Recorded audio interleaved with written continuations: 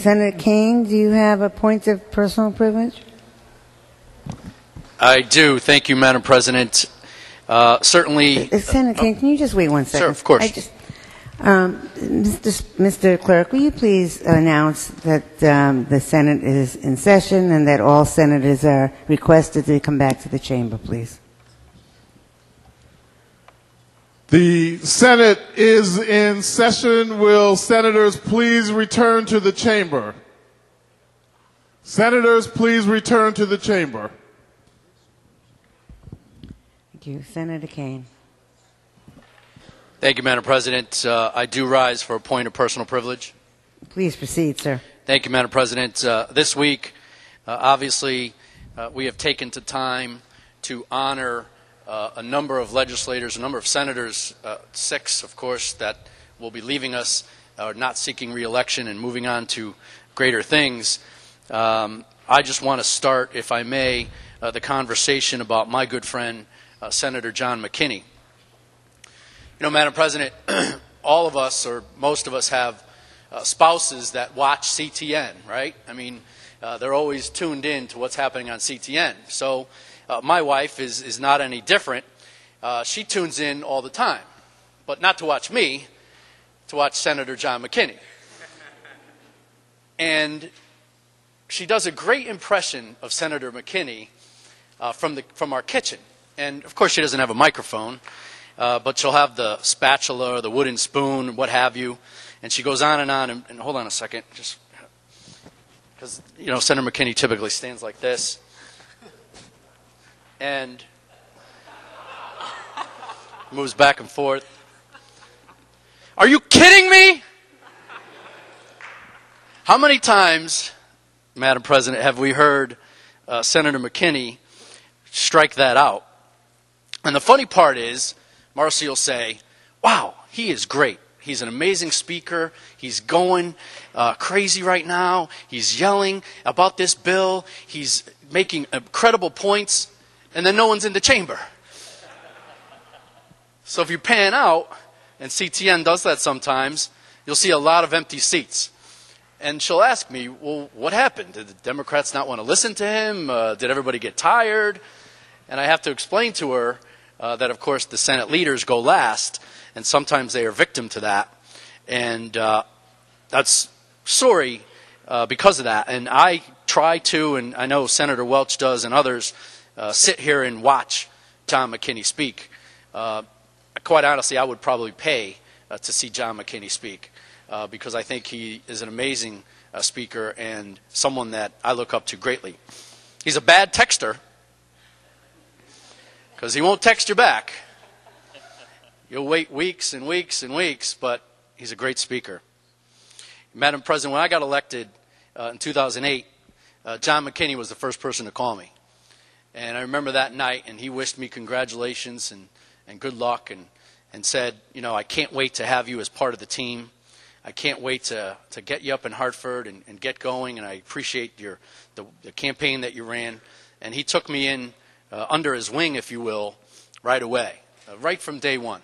And I'll never forget that. And we spent some time having lunch in his office, and I thought it was kind of the coolest thing that we did that together.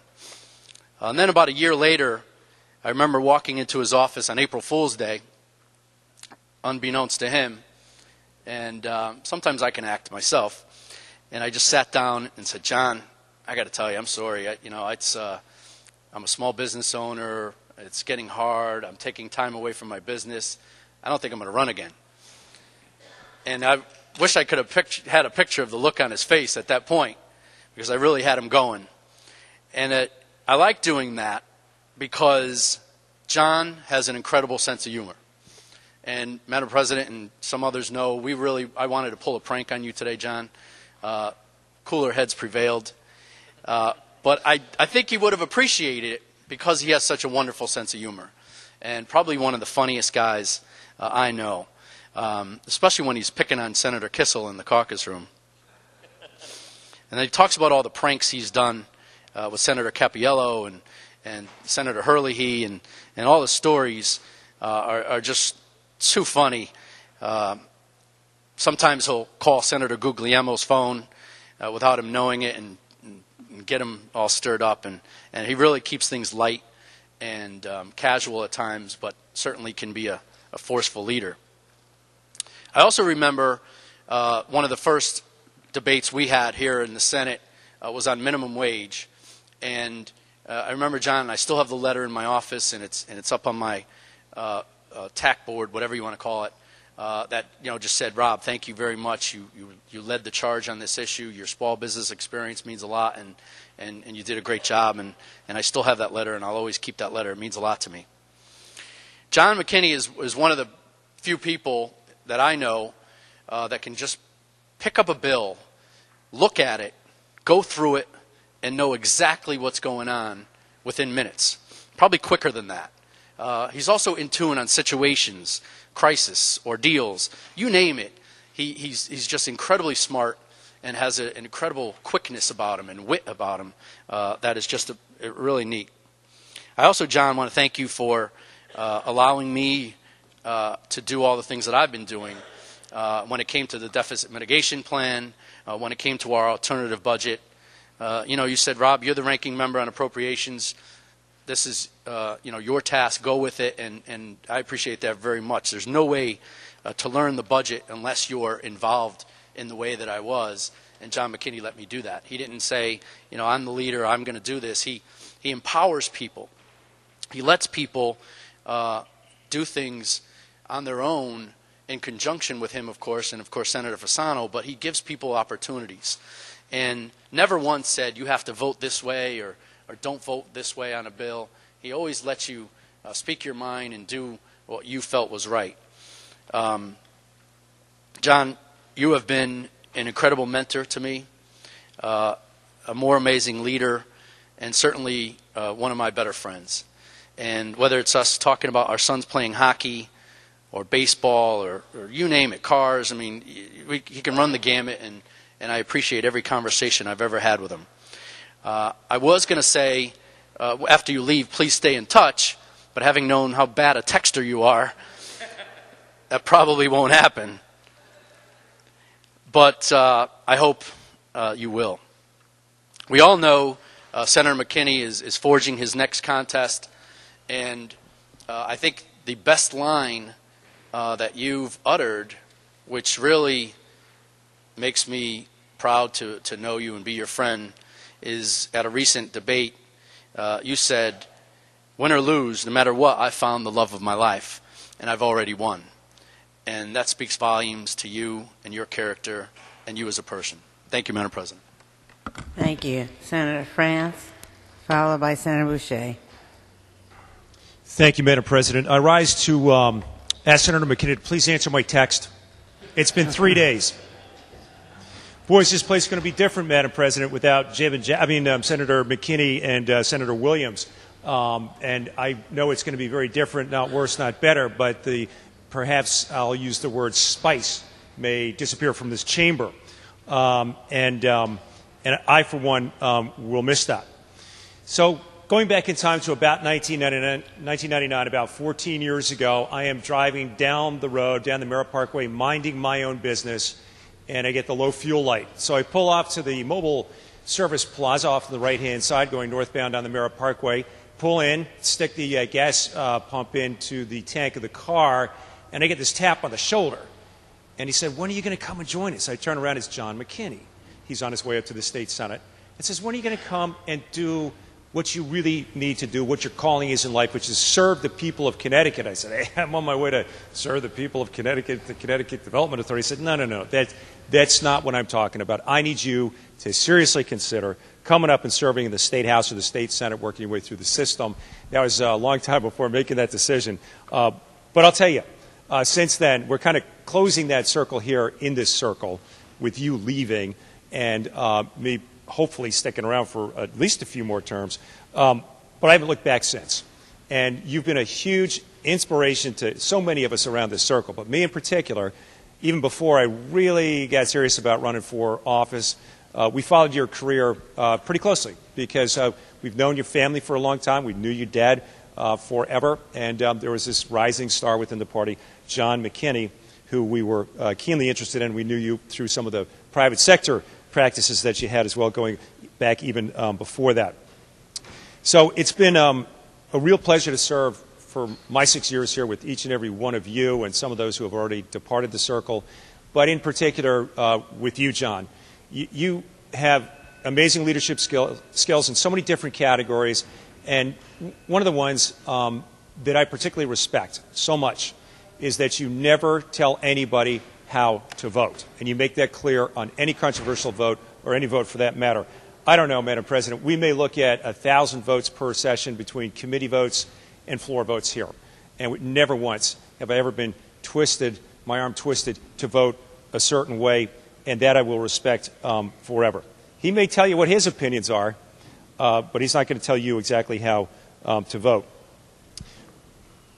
For all those in the opposite side of the aisle, you'll never really know what caucus is like, but I can tell you that's been spicy as well. What I love about John is that he doesn't just say, here are the issues, let's discuss them, let's figure out what we're going to do. He will, especially when he's all juiced up, he will take the other side of the argument. He'll take Senator Williams' side of the argument. He'll take Senator Looney's side of the argument, Senator Meyer's side of the argument, and argue back and forth. And it's really great fun, and it really gets you going. It makes you a sharper legislator, a sharper senator when you actually get out here. And that's another thing that I think all of us will miss in the caucus. And right here on the floor of this Senate, I mean, everybody who's been here for at least a few years knows what it's like at the end of session or at the end of a debate over a very, very controversial bill. We are going to miss those penultimate closing statements on a bill, which, some people would consider, a blast fire, an explosion of emotion, intelligence, and knowledge and facts out there, and spewed all over the place as a debate comes to a close. We will certainly miss those. But what, John, what I guess makes me feel better, and a lot of us feel better, is that even though you're leaving us full-time, we may get a chance to see you back here in a different role. And maybe that's something, maybe, just maybe, that's something we can look forward to, and hope that we do get the chance to interact with you again in that role. You've enriched the life of every single person in this circle. You've enriched the process here. You've always stood up for what's right. You've always looked out for the little guy. You've always been a champion on fiscal responsibility, which is obviously something that Connecticut has some challenges in, and something I feel passionate about too, because if we blow it there, we blow it for every single person in the state of Connecticut, and that would be just a seriously harmful and bad situation for everybody. So thank you. Thank you for everything you've brought to this circle, everything you've brought to this process. Thank you for your friendship to everybody. Thank you for your tutorship and your patience. And Godspeed. Thank you, Madam President. Thank you. Senator Boucher, followed by Senator Bai. Thank you, Madam President. Madam President and colleagues, during the last few days, we have honored some very wonderful, wonderful people in this chamber for their service to their constituents, their towns, and the state. We've thanked their families for their sacrifice of their time away from them. And we've talked about, yes, how hard a job it is, what a stressful job this is, getting home at 3 a.m. after hours of debate, endless public hearings, researching and studying issue after issue, multiple and conflicting events that we often have to attend,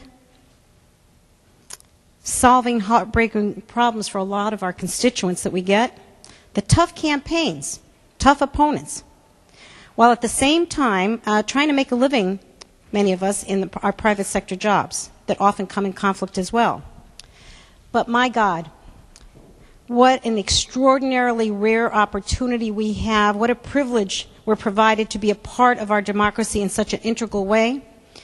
We're so incredibly lucky, and I have to say that I've heard it best said by our very fine leader, Senator Don Williams, just a few minutes ago when he was discussing his journey in this area. And Don, thank you for your incredible leadership. A big, important personality from a small town.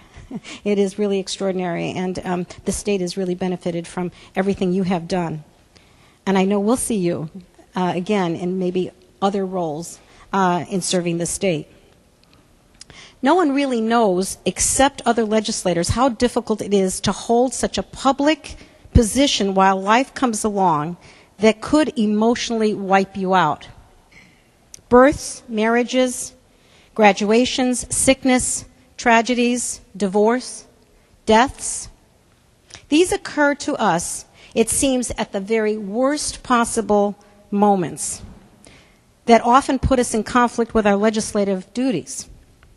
Yet, we must all present a public face, not letting them know what is going on in your personal life, never letting them see you sweat, even as these personal challenges could reduce us to the broken-hearted mortals that we can be.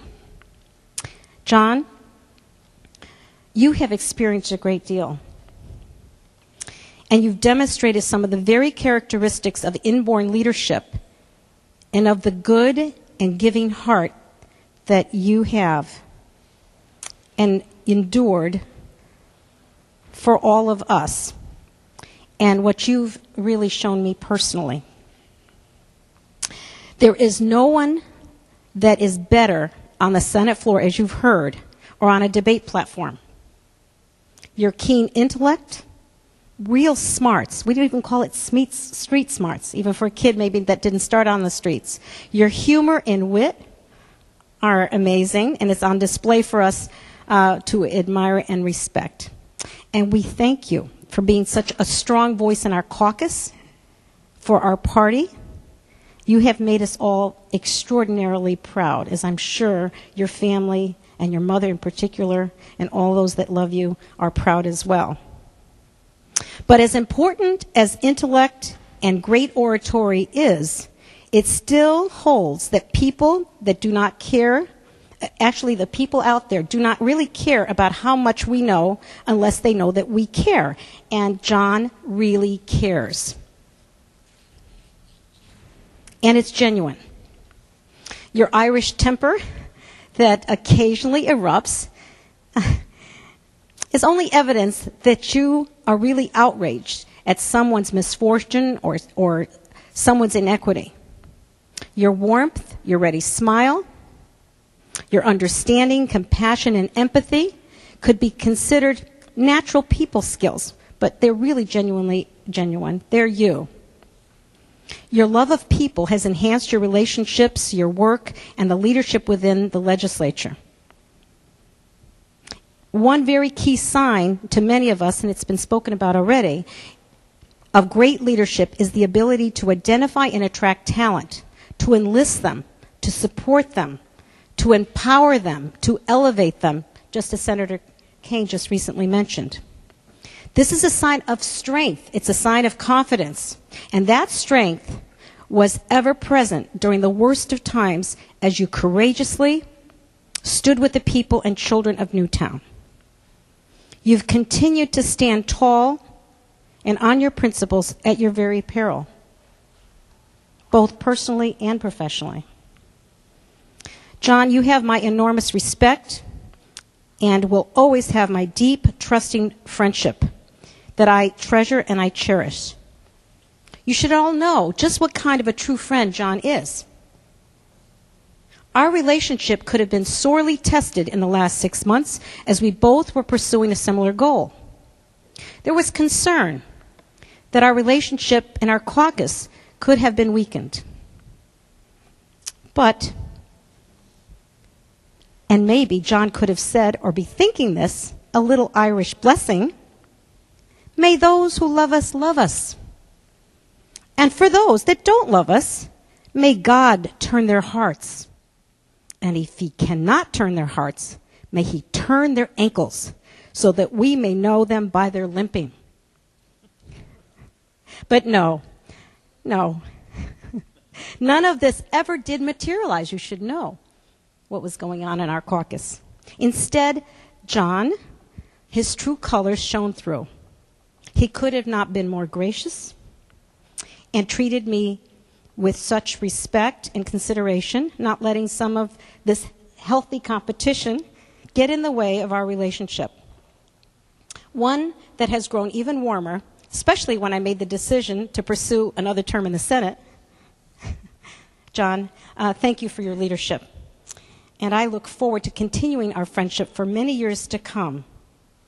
And I'm ending with sending you this Irish wish that says, may the saddest day of your future be no worse than the happiest day of your past. God bless you, John, and thank you. We love you. Thank you. Senator Bai, followed by Senator Meyer. Thank you, Madam President. Senator McKinney, John, I know we've talked about this, but I grew up in a town called Greenwich, and I think everybody that lived there was a Republican. Our family, we were middle-class Republicans, and we had a big station wagon and 7 kids, and on the back of that station wagon, there was always a McKinney bumper sticker. Every time, because it seemed like he was always running. I can remember him in the Greenwich parade, some big Memorial Day parade. And to our family and in Greenwich, he was so beloved. And we were sort of the blue collar of Greenwich, which I know isn't a fair characterization of blue collar in other places. But he was popular with everybody. And I remember arriving here in the house and realizing you were related to Stu McKinney. And you had this instant gravitas with me because he had been so beloved. So I've always felt a special connection. I've always looked to you sort of like connected to a kind of Connecticut political royalty.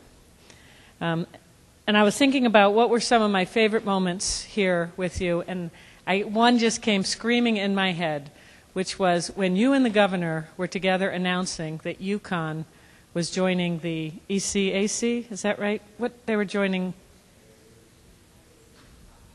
Hockey East. You and Governor Malloy share this love of hockey. You both knew it was important for UConn, it was important for the state, and you were there so excited to make it happen. I also remember, like many people will mention, your incredible leadership for the community of Newtown, and I know the families and the whole community looked to you as your leader, and you rose to that challenge at a very hard time.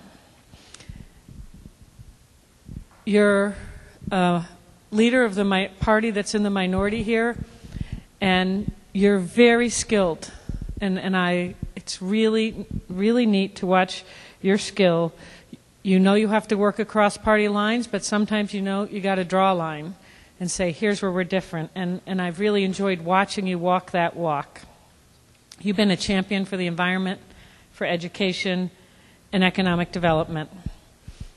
And even though I know sometimes different people are very critical of government and the role of government, you, through your work, recognize all the time that government can make a difference for people, and you've honored that. I want to close by saying you have honored your father's legacy, and I know how important your children are to you. We've had conversations about that, and they have a heck of a lot to live up to. So they're going to need all the support you've given them and take advantage of that to get there. Thank you, Madam President. Thank you. Senator Meyer, followed by Senator Kissel. I think it's important that the circle learn a little bit more about a bit of Senator McKinney's family.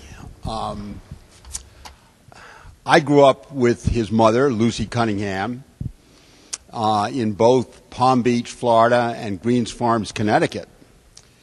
And his mother had flaming red hair, huge freckles, and was a tomboy. And in Palm Beach, his mother and her brother had a treehouse, a marvelous, magnificent treehouse. And we would go and climb up into that treehouse, and Lucy and I would throw missives at the pedestrians and cars below. And we were so accurate that the police would arrive, but this was a treehouse that they couldn't see. And we had a ball. Now, this is the family from which our possible future governor comes from. Okay? But you got to know about Lucy's mother, John's grandmother, who also was Lucy Cunningham. Lucy Cunningham, Mrs. Cunningham, was, and my mother were best friends. And I became a godson to her and was told to call her Aunt Lucy. Aunt Lucy was probably the most direct person that the Lord has ever created, right, John? She turned to me one day, she called me Eddie, and she turned to me one day and said, Eddie, that's the most god-awful shirt I've ever seen. How did your mother send you out in it? That was Aunt Lucy. She came to for dinner in Greens Farms one night, and my mother's name was Carolyn, and for reasons I don't know, Aunt Lucy called my mother Cat. And in the middle of dinner, Aunt Lucy turned to my mother and said, Cat, this meal is inedible. I'm not going to have another mouthful.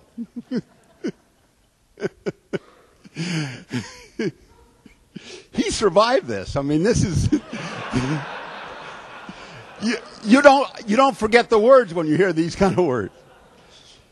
Aunt Lucy's husband, John's grandfather, Uncle Briggs Cunningham, was what we called in those days a gentleman sportsman. He was a racing car driver. He raced all over the world. And he raced in the most unusual car. The car was called a Cunningham. And he was very successful in driving Cunninghams and winning races in Cunningham. He also had a magnificent three-masted schooner called the Brilliant. And the Brilliant was moored at the Pequot Yacht Club in Southport. It had a wonderful galley in it. It slept 6 to 8 people. And the greatest treat I could ever have was when Uncle Briggs would invite me onto the Brilliant for the weekend.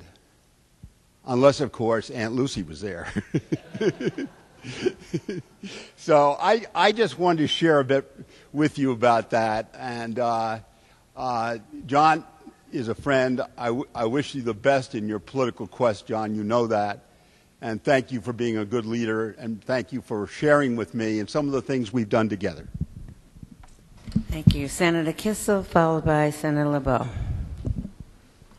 Thank you very much, Madam President. Oh, man. What Senator Meyer just said makes so much sense. Now, let me just take a step back, because this is really, truly weird. I mean, I think it should be readily apparent to my friends here in the circle, but I have for my entire life, since I was first sworn in, really sort of always wondered, how was I so lucky to get here? I'm just a kid, a swamp Yankee, and, I think Senator LeBeau and I are the only ones that were tobacco pickers, and I just marvel at it every single day. But when I was going through what I wanted to say about John, and there's like sort of 3 general categories about the friend whom I love, Senator McKinney, Ed, you're going to see how this all ties together. First off, John, to your fiancée, Kristen, and your 3 wonderful children, thank you all for sharing John with us. And John, I know your mom's struggling with her health, and our prayers are with you and your family. Now let me get to Ed. Ed just scratched the surface. And here's the weird, oddball-y thing. And again, this circle, I don't know, it's really crazy weird. I mean, I was telling you on Monday about your Uncle Cord and the CIA and how somehow I'm aware that your aunt was mysteriously murdered and had this affair with JFK. I'm the swamp Yankee. What the heck? How do I know this stuff? I don't know. Well, the same thing happened with me and Senator McKinney. Before I get on to more recent things, I don't know what it is. I do not, to this day, know what it is. But when Senator McKinney was first elected here, all of a sudden people started coming out of the woodwork telling me stuff about you and your family. I mean, intimate stuff. Not quite as intimate as perhaps Senator Meyer's competitive nature, but other things. For example, and I've learned over the years, here we are in New England, and, when I was growing up, we called it Oliver Wolcott, but I think that you're related to Wolcotts, and that your family goes as far back as our founding fathers. An illustrious family, not just going back to his dad, and I'll get to his dad in a second, but an illustrious family that goes back centuries. There's the minister that planted the fabled vegetable garden right around the Civil War. There are the Bedfords that are intimately related to the rise of Standard Oil and the Rockefellers. McCashins, fox hunting in Maryland. Colliers, race driving. Yes, Briggs Swift Cunningham. We were talking about the race car driving, and John's mom was a race car driver way back in the day. And you talk about the boat, but you didn't mention that the boat won the America's Cup. I think more than once. Incredible. Now that's not John. That's John's history. That's John's background. But John never, ever, ever has put on airs about being from this fabled, storied family with these incredible amounts of what I would say overachievers. But somehow, sitting in our caucus and somehow talking to people, I got this Ed Meyer thing, this John McKinney thing. Along the way, I had the Bill Nickerson thing, which brings you all back to Cape Cod. And here I am, just this little swamp Yankee kid, just wondering how I got to serve in this circle. So, an illustrious family background, and that was just scratching the surface. There's a ton of stuff there. Founders of Westport, Connecticut. I mean, I could go on and on and on and on and on. But John has never once, in my presence, sat down and talked to any of us and sort of like threw all that stuff out there. Because that's not him. Now, I will always remember the first time that he sought me out on an individual level, right after he was elected. And I think I was taking a nap in my office, and there was a knock, and he came in and he goes, "I heard you're back in that campaign finance reform. Can you tell me all about that?" And we had a really good, deep discussion about campaign finance reform, because back in the day when that was a novel idea here in the circle, I was one of the champions regarding it. And not so many folks on my side of the aisle were in favor of it. But he didn't want to just go in and criticize. We spent a good deal of time drilling down deep into exactly what was going on with my position on that issue. And I appreciated the interplay, the intellectual interplay, and the equality that he showed me in disagreeing with my position on that issue, but respecting how I got there. And that sort of tells you exactly how he approaches everything in this circle. Now, I said that I wanted to just go back for a minute and touch with his dad. Now, anybody who knows John knows that he idolizes his dad. And his dad had a tragic death because of this blood transfusion and AIDS back in the day when we didn't know a lot about it. And his family, being the wonderful folks they are, established a fund to help bring about awareness and research and things like that.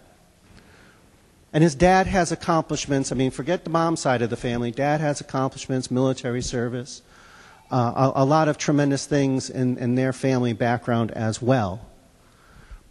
But every once in a while, and I had indicated regarding Don that we're similar in that there's sort of this public persona, but there's also this side that we sort of have inside close to our hearts. John's the exact same way. In fact, I think in some respects, John is very protective of his children and some of his personal life, probably given so much of that has happened in his family's background and them being such public people. But every once in a while, you can see him sort of open that window and see how he misses his dad and how he idolizes his dad and how he sees the very best in public service regarding his dad. And I didn't have a chance to grow up, down in that part of the state, so the McKinney name was not common to me. But if you do a little background, you have bills like McKinney-Vento. And his dad, given the storied background of that family and everything else, his dad's career was going out of his way to help those in need and those that were homeless and those that were struggling. Not your typical Fairfield County agenda if one goes by stereotypes. And see, and that's the John I know and love. That's the guy that came to the circle to do good, not just for his district, because he's never forgotten his district, but to do good for the underdog. To do good for those in need. To do, as Senator Williams said, to use the very precious, valuable time we have in this circle to make an incredible difference. And he's along another path now, and I'm supporting him, and I wish him the most success, but we don't know what the future holds. But we do know this. We've been so blessed to have him with us. I could conclude, but I want to relate one other thing that's very personal to me. For whatever reason, all these people from the four corners of the earth were telling me this information about John's family and John's background, and for whatever reason, that happened. I don't know why, but they just sort of wanted to entrust me with that knowledge. I mean, people that served on his father's staff in Washington that I've met like once decided to pour out their heart about the guy that I work with. Either they trusted me or they just wanted to tell me nice things about John and his dad and his family. But one thing is very clear to me, and it's been hard for me a little bit, but in a great way. John is a brilliant guy. Downplays a little bit, but come on, went to Yale, excelled in law school, and was Justice Palmer's clerk. Okay? Kid from the tobacco fields, did okay academically, but I have been entrusted to be the ranking member of my caucus of the Judiciary Committee.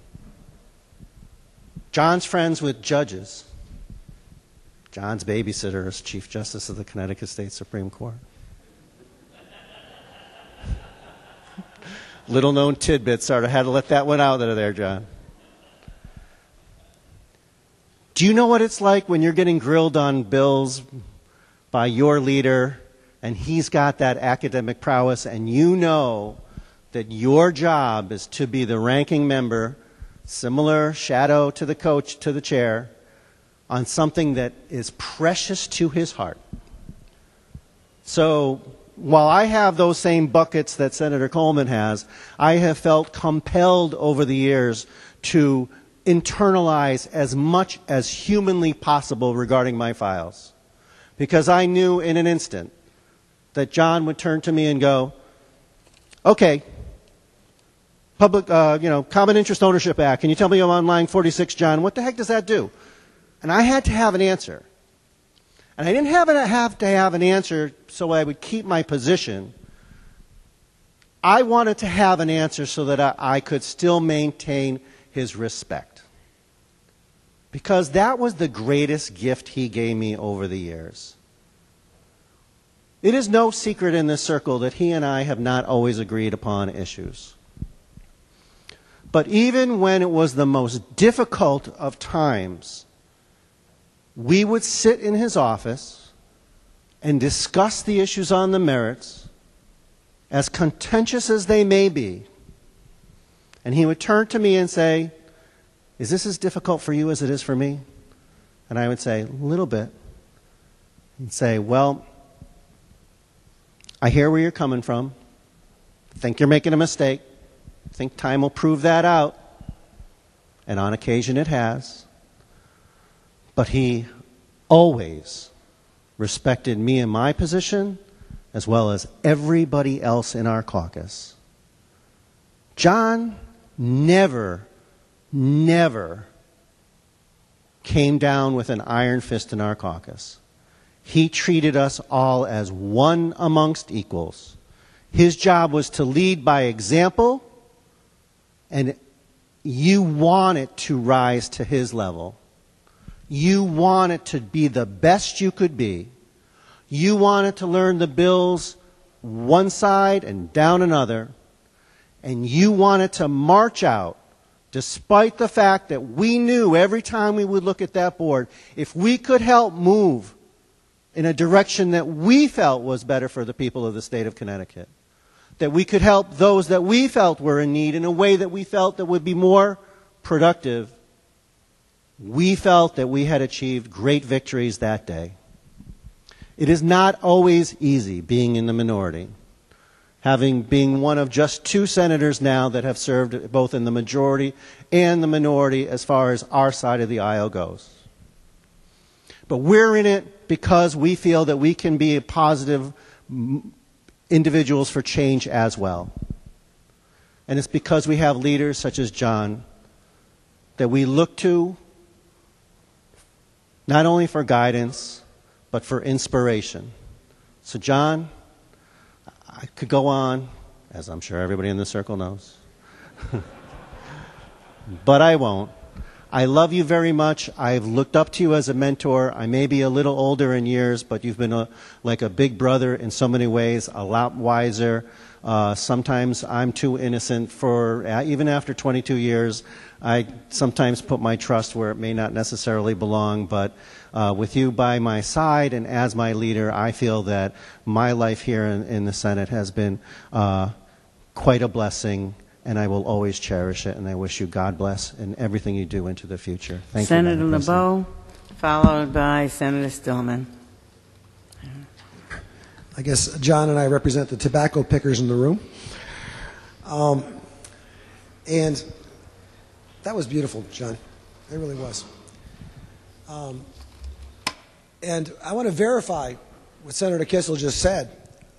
I have never heard you talk about your family. I've never heard you talk about the wonderful things. And it was great to hear Senator Meyer and some of the things about your family. What great stories. What a great family you come from. And you must be very proud of that.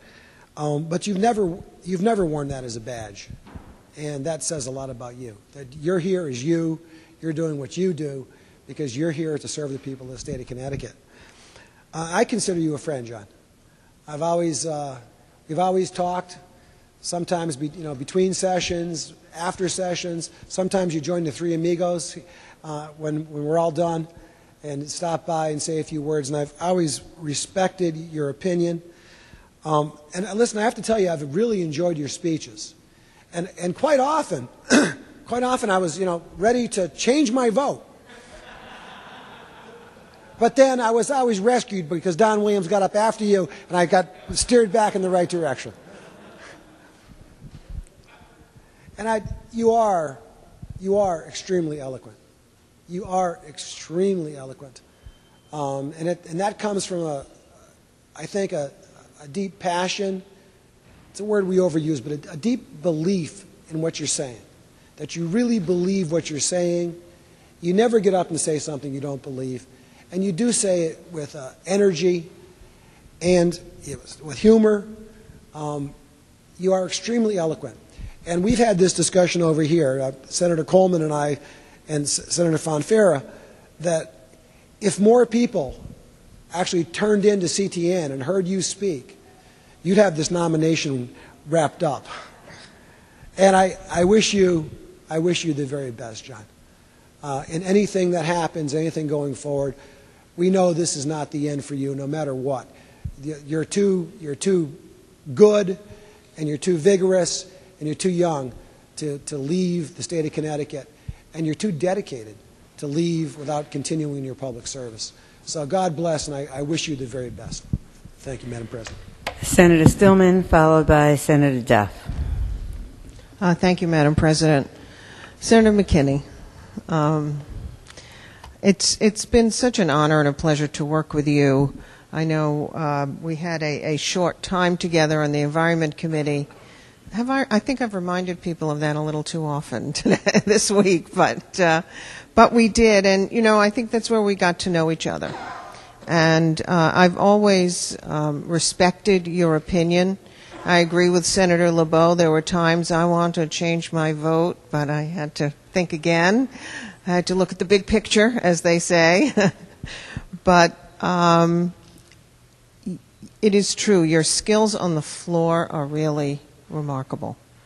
And I know they will be missed here in the Senate chamber. And I'll try and tune into CTN every once in a while, and hopefully I can stay in touch with things, but certainly I will miss hearing your comments at all as well. And it is really true that you have always spoken from your heart, and and that's come through to folks. And I think that's why you have some powers of persuasion, but that's a good thing. I enjoyed hearing the stories. I'd like to hear more of Senator Meyer, and I'd love to hear from him later. And I knew I had heard the brilliant somewhere, and I forgot it was the America's Cup. But it's interesting the backgrounds that all of us bring to the circle, to the House chamber, which is why I think we pass some really good policy here in Connecticut because of our varied backgrounds. I know you have greater aspirations than the Senate, although I'm prejudiced and I think it's all about the Senate at the moment. And having served in the House, I feel comfortable saying that. But I know whatever you tackle, you will succeed. I think you are very thoughtful, and that comes through when you speak. And it really has been an honor to serve with you. I know we have agreed on many issues, concerns about education, for one, and the environment, and so many other things. And you know, in spite of the positions that some of us take on the fiscal end of things, there are times we really do agree.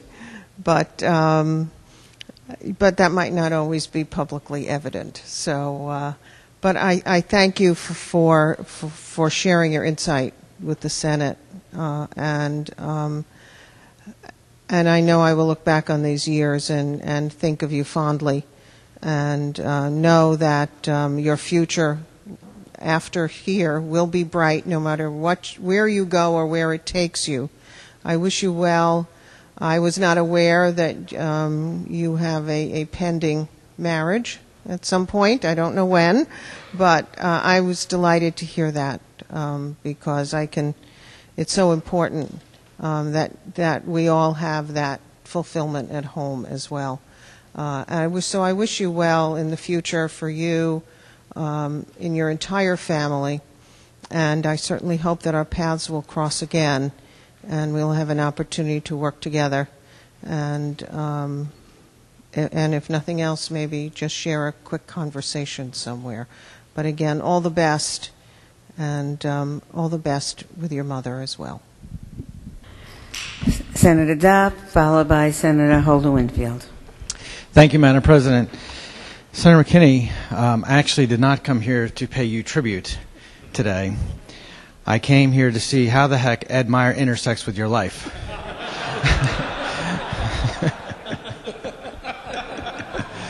Because God knows he intersects with everybody else's.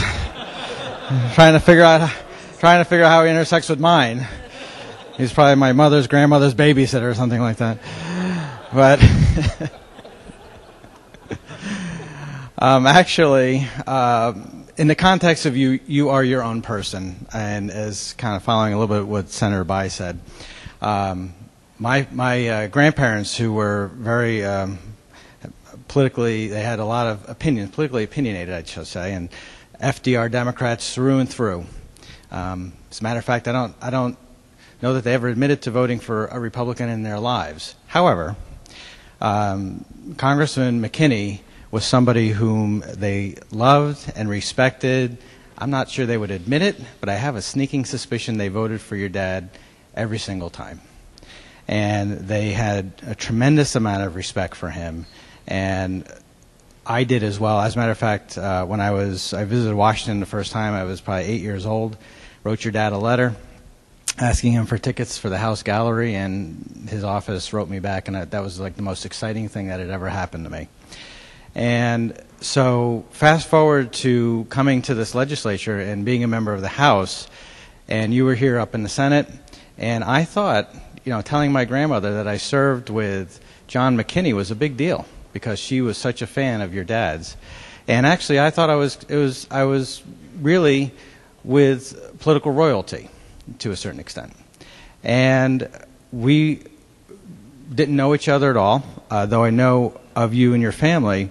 And I remember the first thing that we did together was at the Norwalk YMCA years and years ago, at a press conference about some bill about YMCAs. And I remember asking you, I said, John, would you mind coming with me? It was the first year in the House of Representatives. You were up here.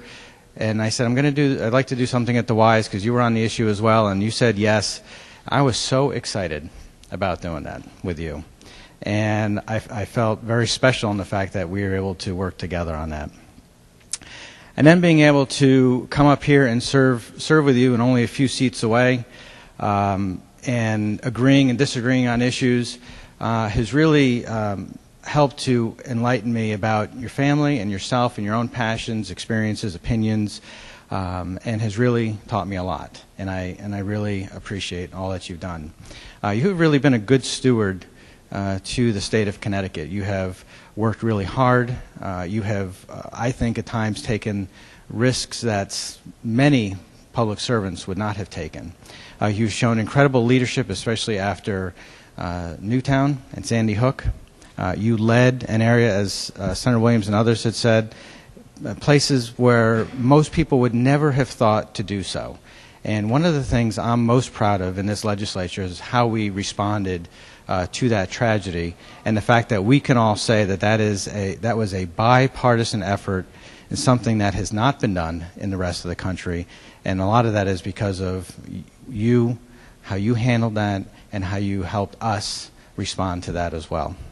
It's always one of those things where if you have John McKinney on your side, you feel that things are going to go your way.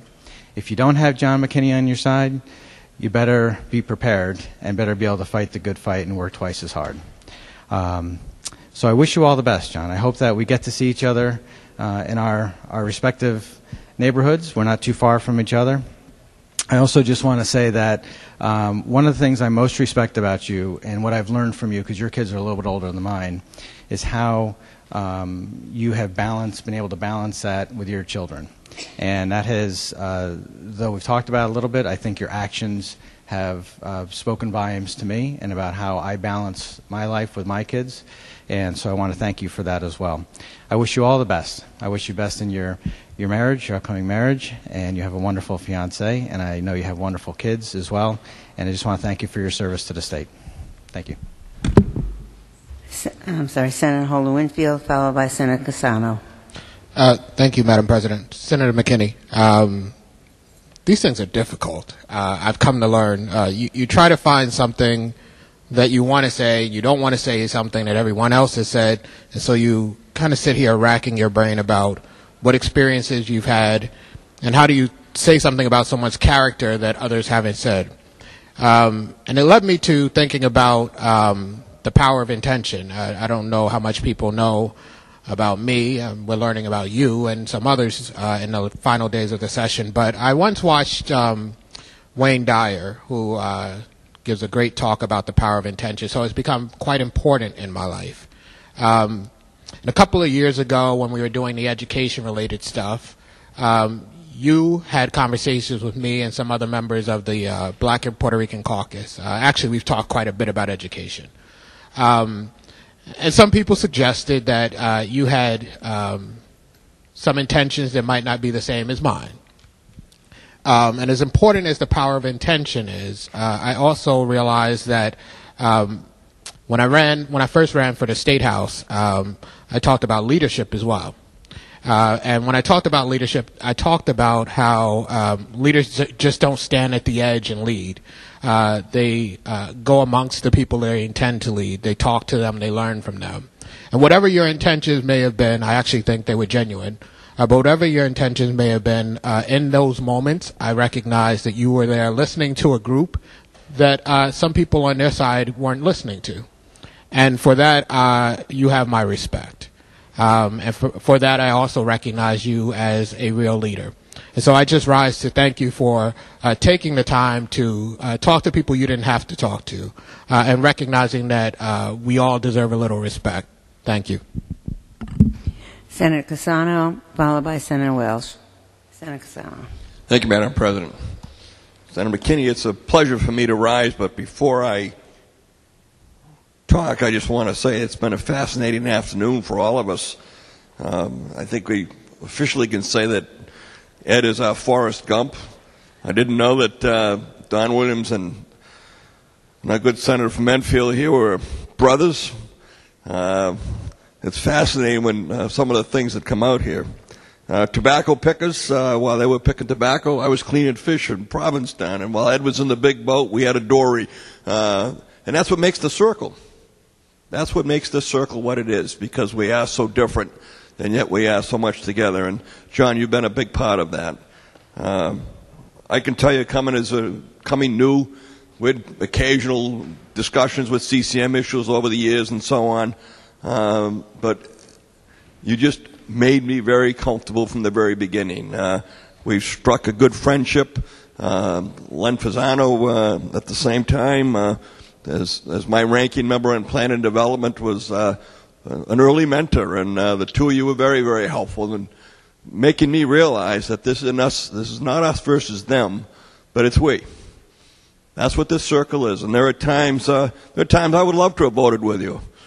And I've said to Gary many times, I bet McKinney really wants to vote with us on that one. And that's part of the process that we go through, the game of politics. You're a master at it, and you've made all of us feel comfortable. It is a team of 36, in spite of what it says on the board sometimes, and I'm proud to be a part of it with you. Thank you. Thank you. Thank you, Senator Welch and Senator Chapin. Thank you, Madam President. I struggle, John, where to begin when talking about your impact on my life. I certainly don't want to begin where Senator Kissel began, at the founding of our country.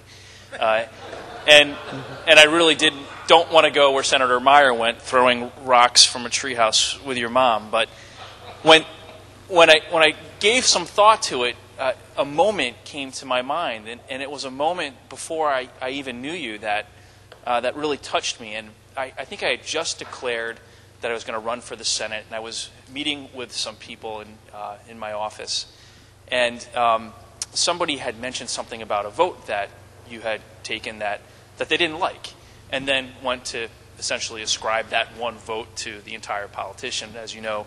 Unfortunately, so many times our constituents do. And the woman said out loud to the two of us, well, that's too bad that you think that way, because if you only knew John the way I knew him. And it was profound, and I filed that, because I hadn't met you. I had no idea who you were. I heard the name, and that was it. And then I think the next point in time where I was exposed to a little bit about who you are was talking to a former colleague of yours and a former colleague of mine, Charlie Ray, Cummings in Lockwood, which I think is also where your babysitter used to practice at one point in time. And Charlie described you as smart and articulate and a really fun guy to hang out with. Now, I've come to learn that's just how Democrats describe Republicans when they like them. But, again, filing it away. And then I started to get to know you here through the process in the trenches. And, one of the first things that I think comes to my mind in thinking about who you are is your kindness. I mean, Senator McKinney, you have one of the biggest hearts of people I know. And I've seen it in just your thoughtfulness to me, your thoughtfulness to my family, your empathy. We all know how hard this is, trying to juggle just life and work and being a state senator. It's a lot. And I think out of anyone else in the circle that I've been with, you've empathized with me with that the most. And I just can't thank you enough. Next is your leadership. Your model of leadership is something that that I want to take with me for the rest of my life. And I really do want to associate myself with the comments of Senator Kissel with respect to your limits, but really those are the only comments of Senator Kissel that I want to associate myself with. And, you know, there's so many different models of leadership. You know, on the one hand, you have kind of this authoritarian, you know, dictatorship type style, you know, do it my way or else you will no longer be, or your town won't get, or whatever you have. And then there's this other style of taking the time to get to know who you are, what makes you tick, what's important to your district, and working with you to come to the right conclusions, leading by example, as I think Senator Kissel said. Never once have I ever heard you must vote this way, you need to vote this way. I've been challenged a lot on my thought process and on my logic and on my position in a very healthy way, a way that I think, as Senator Kissel said, really makes us better legislators, makes us better people, makes us better at whatever it is we want to do. And I can't thank you enough for that. And frankly, there is not enough of that kind of leadership in this building, and I really hope to see more of that in the future. Another thing that comes to mind when I think of just who you are and how that's impacted my life is, you know, your fearlessness and standing up and fighting for the cause, fighting for the people, fighting for people who aren't being represented well here, underserved, or maybe are going to be negatively impacted by a policy that we're about to pass. You fear no one when it comes to doing the right thing, and that you know, that's amazing to me, because I think so many of us are impacted by fear in a negative way, and it prevents us from doing the right thing a lot of times. In fact, you are so fearless that you stood here just the other day and looked into that camera and told my family that you had a favorite child. Now, if you say to a bunch of Irish kids that one's my favorite, those are fighting words. Those are fighting words. Nonetheless, I'm working with my kids on forgiveness, and I'm thinking about calling in some counselors, but we're going to get there, and Hope will survive. She will survive this moment. And again, I think some of the comments that I shared with Senator Williams, your ability to negotiate, how hard is it to negotiate on a multiple levels, not this 1v1 negotiation like so many negotiations are. Your ability to advocate, to persuade. I mean, you've heard it from Senator Kane. We've heard it from so many people how you can just pick up a bill, spot the issues, and go right at it. We saw it last night with respect to the knockout bill. Seeing things that none of us saw and being able to articulate in a way that I think is probably incredibly persuasive, more so than the rest of us. I have to say thank you, Senator McKinney, just for being, I think, one of the most amazing mentors I've ever had, and that's no small task. I mean, you know the firms I've practiced, and you know the caliber of people that I've worked with, and you're one of the best. And thank you again for your friendship, because more than mentoring, more than all of these wonderful things I've just said about you, and actually believe, your friendship is wonderful. And I guess how I would conclude this is my hope is for the state of Connecticut that you will get to know John McKinney the way I know John McKinney. Just like that woman said to me 4 or 5 years ago, when you get to know John McKinney the way she knew John McKinney, the way I know John McKinney, you fall in love with John McKinney. So John, thank you so much. Senator Chapin, followed by Senator Leone. Thank you, Madam President. John, as you know, when the 30th district seat became open, I was somewhat of a reluctant participant. Nice, cozy House seat, House Republican screening chair, ranking member of the Environment Committee, which is where I wanted to be, going from 1 to 14 towns. Everybody thought I must have been crazy, including myself at times. But I was never very good at baseball because I was always afraid to let pitches go by. And this was an opportunity that I thought I needed to step up to the plate and take. We negotiated very early on about staying on as ranking member of the Environment Committee. And you and I had served there together in probably my first 6 years in the building. And there were times when we didn't agree on policy, but that happens. But even then, I always found you to be one of the most respectful people in the building. So I ran and I won. And I've heard a lot already about some of your better qualities, but one I haven't heard much about is how you inspire others. You have inspired me in ways you'll never know.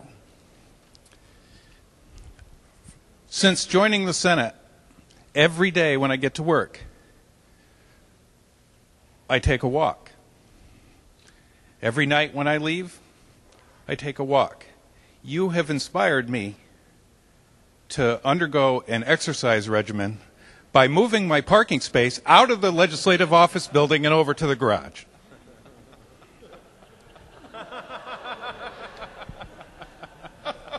Now, in another way, you have inspired me. You have found something that my mother had looked for so long, others, teachers, professors. How do I make this person focus? Since the first day in the Senate, I realized that I can no longer stare out a window and look at the clouds because I no longer have an office with a window.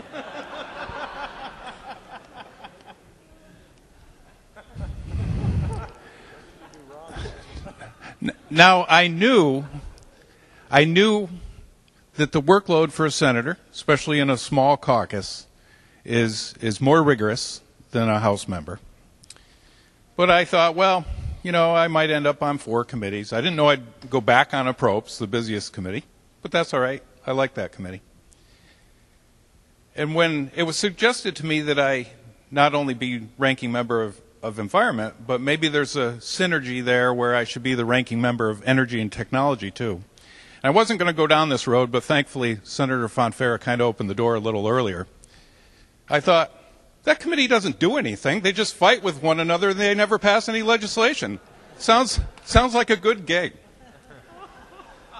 Little did I know, we would be engaged in negotiating for probably 30 hours the comprehensive energy strategy. And then it occurred to me, now I know why there's no window in my office, because I can't throw myself out it.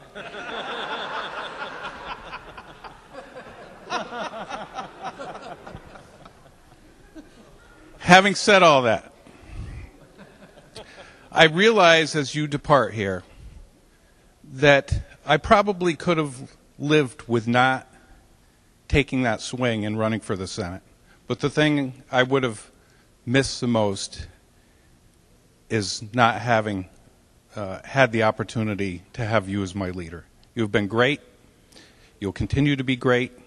I look forward to seeing you a lot this summer and to continue to work with you. Best of luck. Senator Leone, followed by Senator Witkos. Thank you, Madam President. We've been hearing so much about these colorful stories of all our exceptional colleagues that are moving on to new endeavors. And these colorful stories just really bring the person to life more so than we ever thought. And I know when I sit here next to Senator McKinney, to John, who I can now, I hope, call as a friend as John on a first-name basis, sitting here, coming to the Senate, I didn't know much about Senator McKinney or the McKinney name and what it meant in general. Even though coming from southwestern Connecticut years ago, I wasn't here, I was overseas. But when I came back, everyone talked about the McKinney name. Everybody, Democrat, Republican, Independents. The name is revered in southwestern Connecticut, and I'm sure throughout the state. And then hearing some of the stories that Senator Kissel brought to life and Senator Meyer, I wasn't aware of the history of the name of McKinney. Colorful, but important, and it's a lasting legacy. A name that means so much, I'm sure, to many people.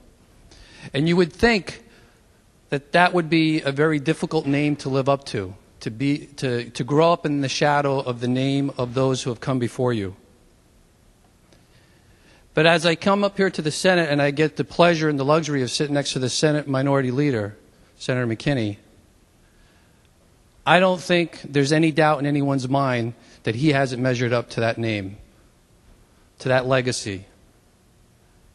And if there's one name that I know, if there's one word that I know that comes to mind, it's the word respect.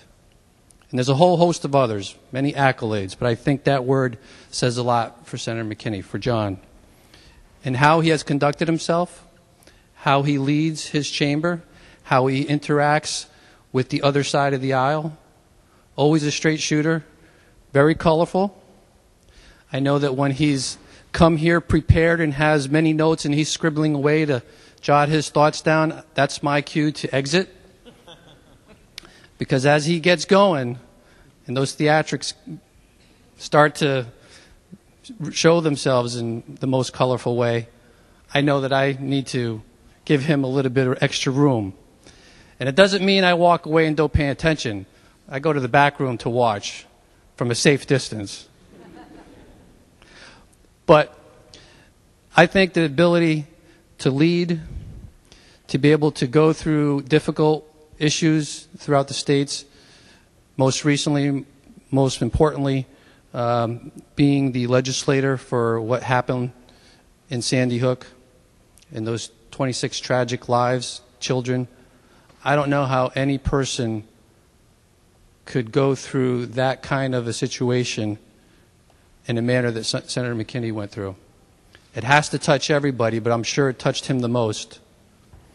And to be able to work in a bipartisan manner to do what we did here in this chamber, in this building, in this institution, in this state for our country, I think we'll have reverberations to come. And I'm hopeful that those ripples will continue to touch many other people's lives and thought process. And I'm hopeful that one day we can come together more often than sometimes that we don't. So for me, it's a pleasure. And he also has another list here that I'm sure he's going to share when he has a chance to speak. I'm glad to have been part of it in a small way. But I do know one thing. You're not finished. There's much more for you to do. What it is, I'm not sure. But I know you'll do it well. And if there's anything we can do as friends, I'm always happy to help. So Godspeed to you and your family as you start your new endeavors. I wish you all the very best. Thank you, Madam President. Senator Witkos, followed by Senator Giarratano. Thank you, Madam President. Senator McKinney, I have so many nice things to say. Thank you. When I started in the House of Representatives, we occasionally would make our way up to the third floor and kind of walk by those wooden doors with the glass and peer in and wonder what it's like inside that chamber. And a couple of times I had the opportunity to come in, I'd stand over on the other side of the railing and say, so well, you can go in and talk. Are we allowed to go past the rail? And they said, sure. Because we had a different perspective and viewpoint of senators at the time. And then my senator at the time decided to retire and left an open seat. And so I wasn't sure if I wanted to attempt to fill his shoes, and I said, what the heck? And I did. And I had a primary opponent, and doing a little background investigative work, I found out that my opponent at the time her parents were friends with Senator McKinney. So I'm like, oh, great. I said, the team that I want to join, he's friends with my opponent, who are both on the same team. But you know what? I got a fair shake out of that. Senator McKinney said, even though I'm very friendly with the family, says, you do your best, and your district will send who they want to send to represent them. But know that you have my unwavering support, even though I can't get in the middle of conflict between the two of you.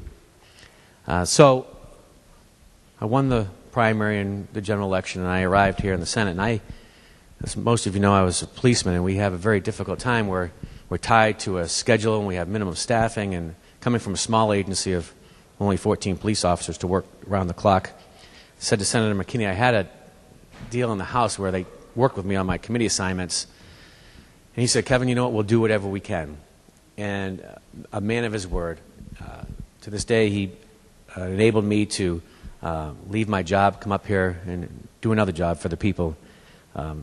Balancing my family and my work was very important to me, and he did everything he could in his power as the leader to make sure that happened.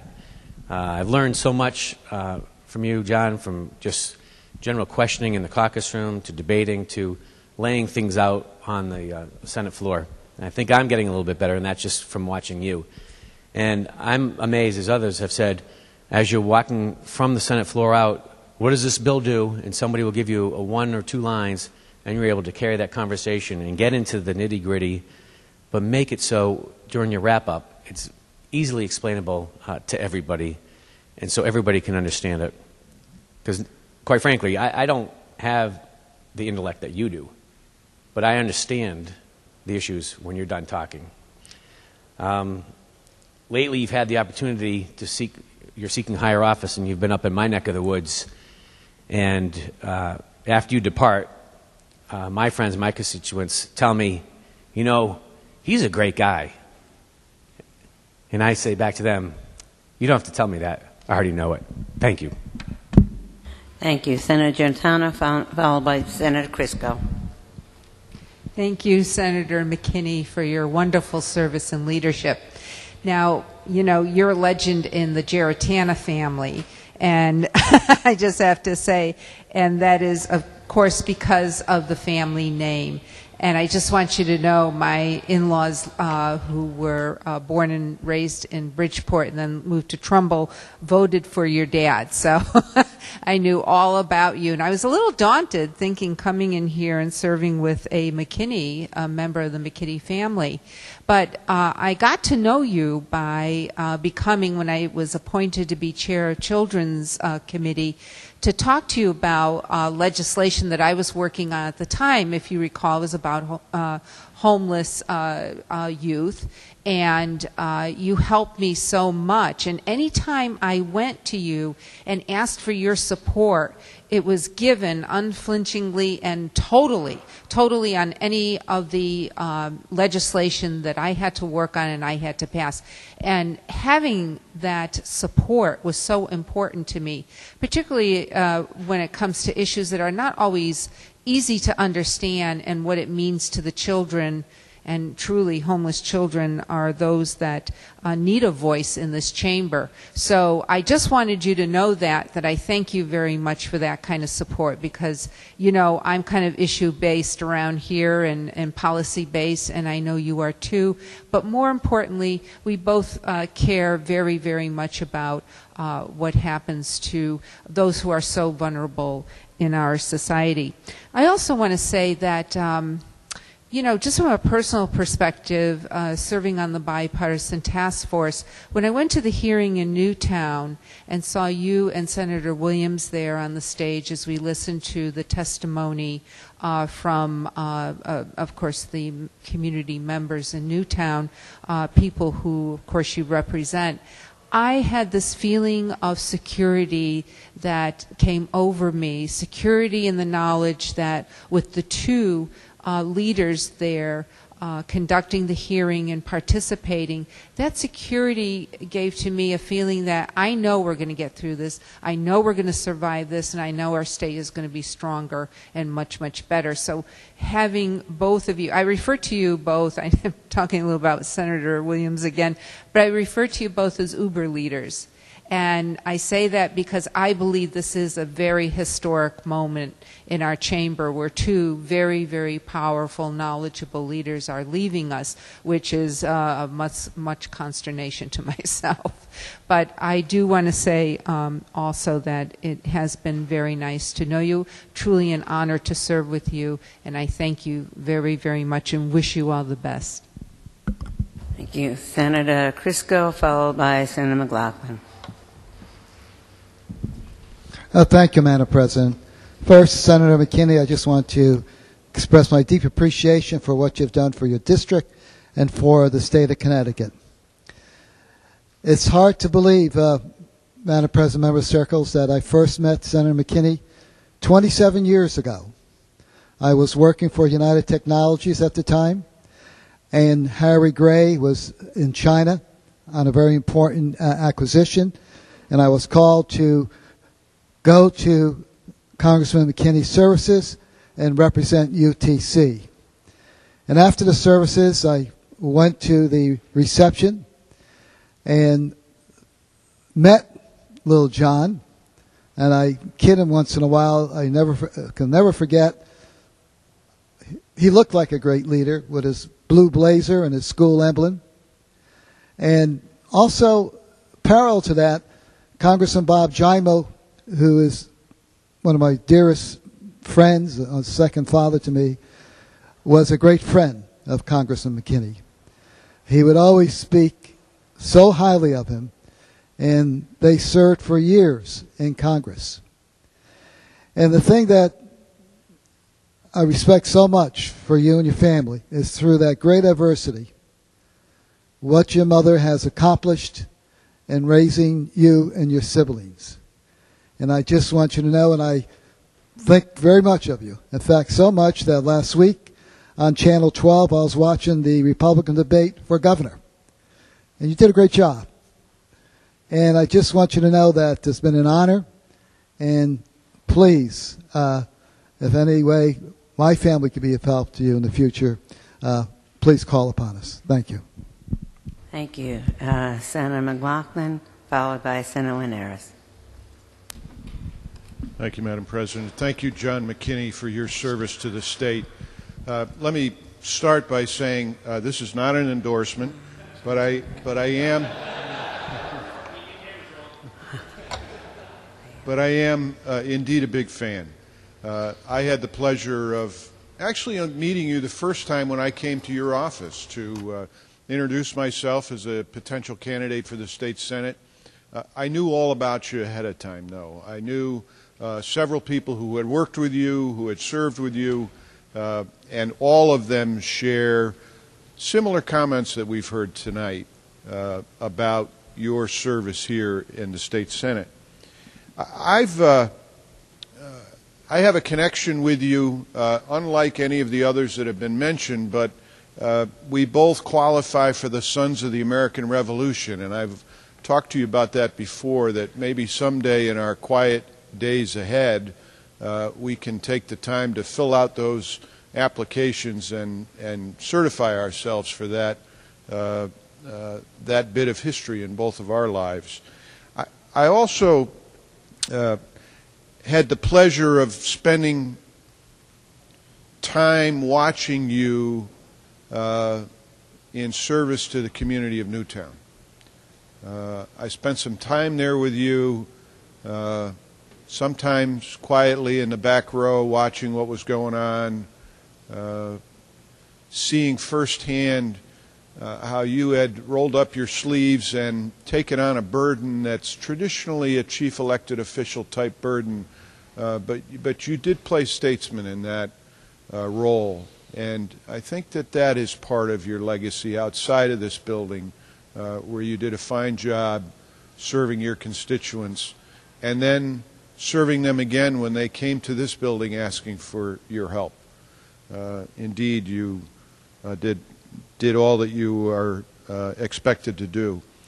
And last but not least, many people mentioned Stu McKinney, who I had the opportunity to meet. I'd forgotten I had met him. Being around politics since you're 10 years old, you meet all the old pals in town. And but I must say that as esteemed as Stuart McKinney was in the political arena in Connecticut, he set the bar very high for any of his children to serve in elected office. And, sir, you have done well, good and faithful servant. Thank you. Senator Linares, followed by Senator Musto. Thank you, Madam President. It's an honor to rise to thank and congratulate Minority Leader John McKinney. And it's actually hard because I hold you to such high regard that this speech is very important to me. You know, there was a lot of talk today about the late Congressman McKinney. And Madam President, as you know, I'm about half the age of most people in this chamber, and Here we go again. And I actually wasn't around for the Stuart McKinney era, but I was here. I was around for the John McKinney era, and I can remember when I was getting involved in politics. I would watch videos of John, YouTube videos of John, and just so impressed on how he articulated the issues and how he was just the leader that we needed and the leader that I needed. I wish that people on the other side of the aisle could just see how John breaks down an issue in our caucus room. It is incredible. Absolutely incredible. He can see an issue and read an issue and in just a matter of moments be able to explain both sides and articulate what he thinks is right and why. It's an incredible talent that you have, and I really believe that in my short time in this world, you are one of the smartest guys I've ever met.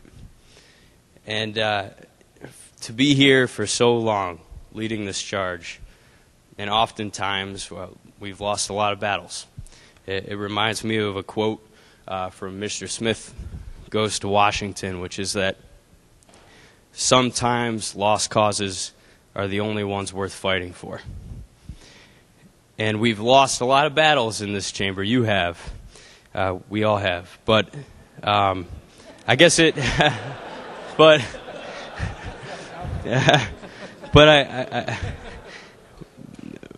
but you stood up and you fought, regardless. And I guess it doesn't surprise me that you're a Mets fan. You're our, and you know, John, I'm a Yankees fan, so I'm sorry about this, but you're our Mariano Rivera. You're our closer. At the end of the day, we look to you to finish out the game, and we're very fortunate that we've had that.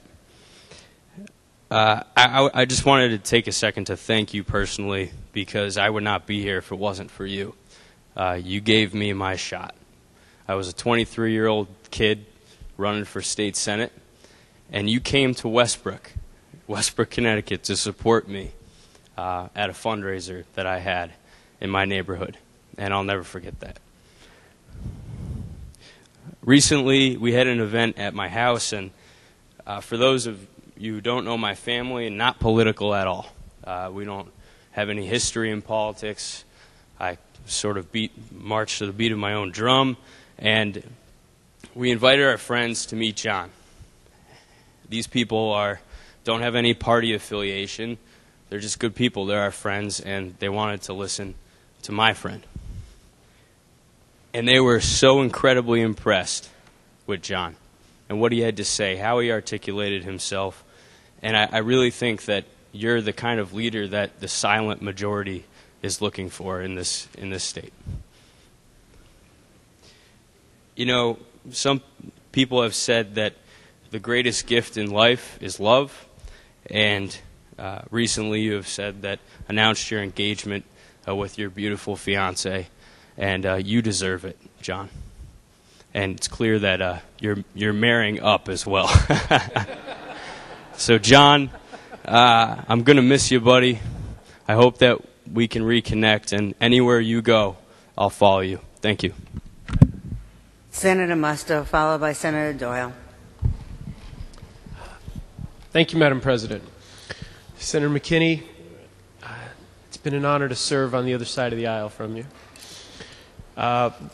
There are plenty of things that we fought about here, and as Senator Lenara said, plenty of battles you've lost. But there are certainly some that you've won. And part of what you've done is worked behind the scenes with us.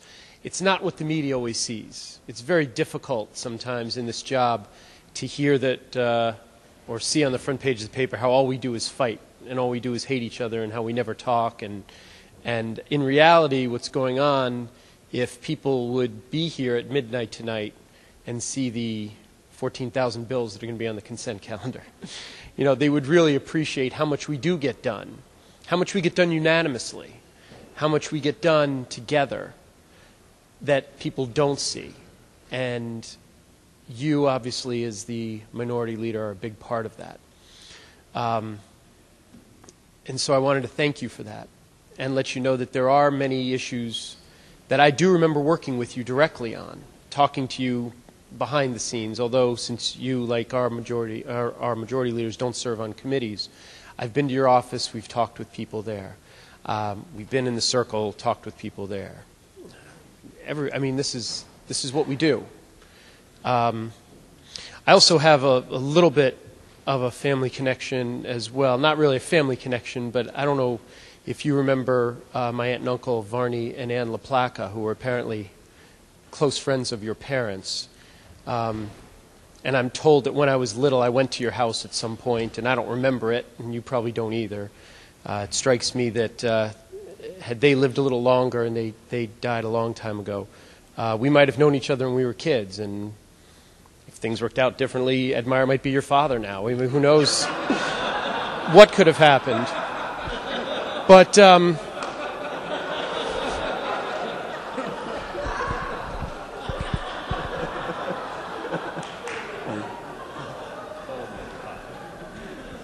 thanks. I'll leave you on that.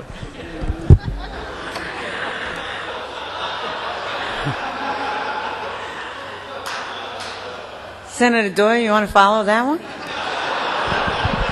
Then Senator Markley afterwards. No, Madam President. I have to follow Senator Seattle a lot, but that was probably better than any Senator Seattle's closings through the years. Good job, Senator Musto.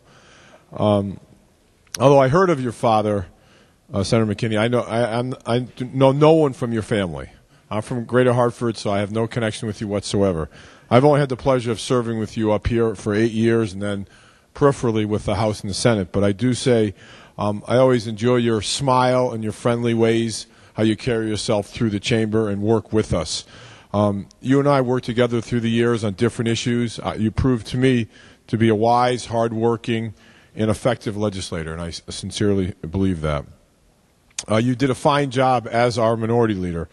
And being a minority leader, as others have intimated, is a difficult job to be the loyal opposition. But in our democracy, to be the loyal opposition has an important role to keep us, the majority, honest and to provide scrutiny, make sure we do our job right. And I think that's an important role, and you've done that very well.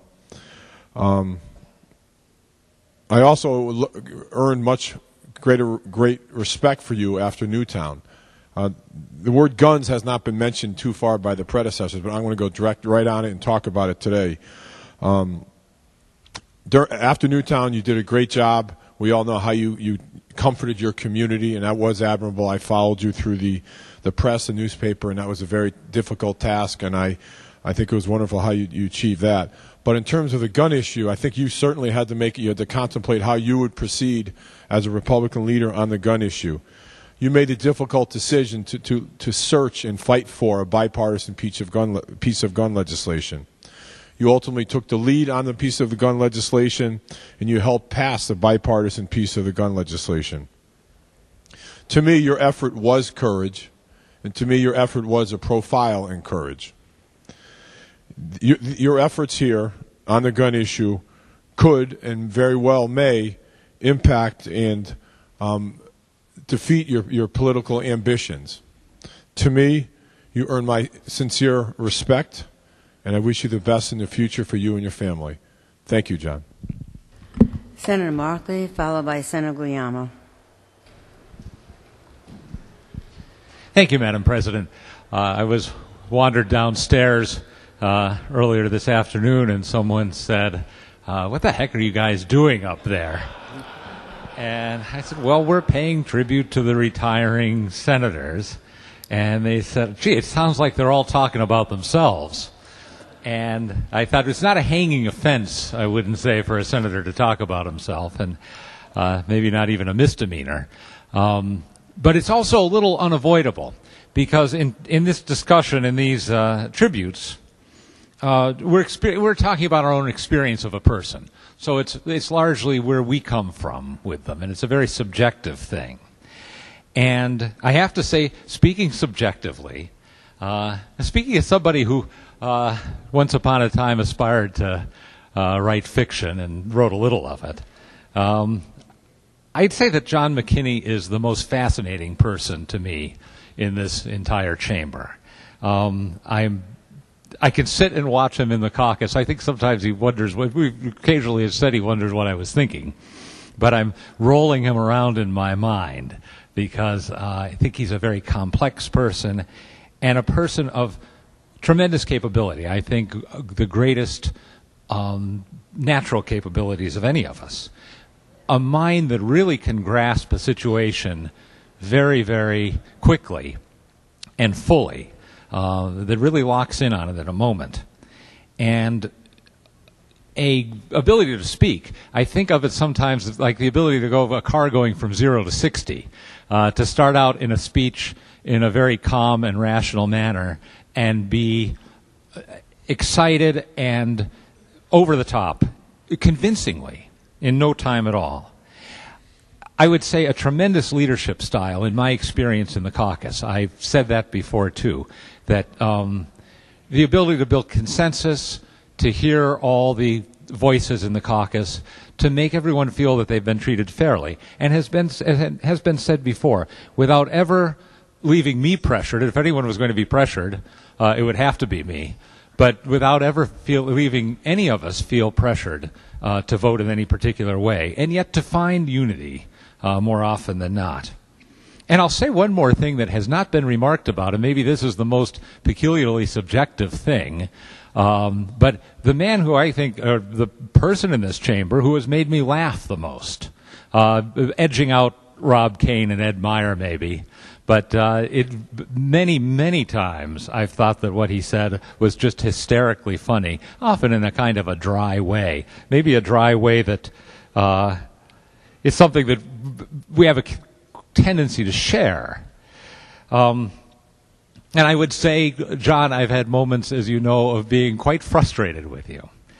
But I suspect you've had the same feeling.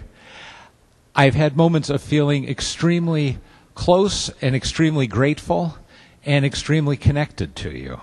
And I've been grateful for that, for favors which you have done me, which were not necessary, and I know were not always easy, and for freedom that you've given me to operate in the caucus, and for opportunity. I've always appreciated getting the committees back that I had so long ago and that I liked so well without any question. I felt that we've had, in a way, an unfinished relationship, which I would like to continue, and I hope we have the opportunity in one guise or another to continue. And I hope especially that the talents that you have given unselfishly to this state for these years find some further access for the good of the people of Connecticut, because I think you have an enormous amount to contribute, an enormous amount more to contribute. And I thank you for all of that, and I wish you the very, very best going forward, John. Senator Guglielmo, followed by Senator Austin. Thank you, Madam President. Like some of the others in the room, I knew John's dad. I'm from Stamford originally, so of course he represented Stamford. And I ran for Congress in 1980 and 82. And his dad was a big supporter. Met me early one Sunday morning, real early, in a restaurant. Discussed some of the issues. Explained some of the issues to me. Invited me down to Washington. They had an anniversary party, which your mother wasn't at because he was in session. And I met some of the lobbyists down there. It was very helpful to me when I ran. I came close both times, but as the saying goes, close is only good in horseshoes and hand grenades. So it wasn't good enough, but it was a big help. And when John's name surfaced as someone who was interested in running for the state senate, obviously I was already here, and I thought it was a good choice. I said, well, Dad had a great reputation in Fairfield County, respected leader, good name ID, all those kind of things. But what we got was far more than just somebody who was a good candidate. We got somebody who was an extraordinary member of the Senate and somebody who's a very strong leader. And I have a great deal of respect, had a great deal of respect for your dad, and I have a great deal of respect for you. I have kids. One, my oldest daughter, is about John's age, and he did something the other night that one of my kids never do. He asked for my advice on a vote. And then he followed up doing what my kids always do. He didn't follow my advice. Oh, well. So anyway, when you think about John and the words to describe him, probably warm and fuzzy wouldn't pop up. He's a strong leader, strong man. Maybe like his Grandma Lucy, which I heard about for the first time today. Tells it like it is. And you know where you stand with John all the time. And the thing that has been said many times here is that in the caucus room, he's got the greatest grasp of the issues of anybody I've ever seen. He can dissect them in a matter of minutes. He can ask penetrating questions. And if you're the ranking member and you don't know your stuff, it's going to be pretty embarrassing. I think, as somebody else said here, if people in the Republican Party knew John as well as we do here, it would be no contest. So I ran twice for Congress, hoping to serve with your dad. I didn't get that chance, but I had the honor to serve with his son. Senator Austin, and followed by Senator Kelly. Thank you very much, Madam President. I rise to honor Senator McKinney today. And as I think I've said 6 times now, that I don't know any of you as well as you all know each other. This is my first term here, but I've learned a lot from watching you. And I want to thank you for the way you treat a brand new legislator coming up here, learning the ropes, and your kindness to me and to my colleagues, also new, has been observed and appreciated more than I can tell you. Mostly what I learned about you was how you handled the Newtown families. And I am a huge family person, and I think what you did on that day and in the months that have followed since then was simply put courageous.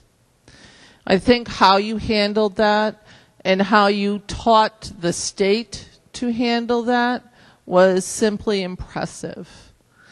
You brought people back from the brink and made them be able to wake up the next day. And I think that that is truly a wonderful thing. I thank you for everything you've taught me, and I appreciate everything you've done for the state of Connecticut. Senator Kelly, followed by Senator Ayala.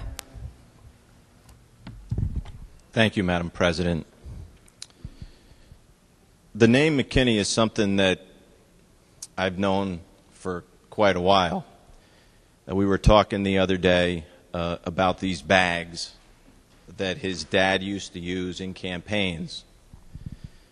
Now, I come from an Irish Catholic family, the traditional Irish Catholic family, where around the dinner table every night you talk about two things: politics and religion. And that's really all you talk about.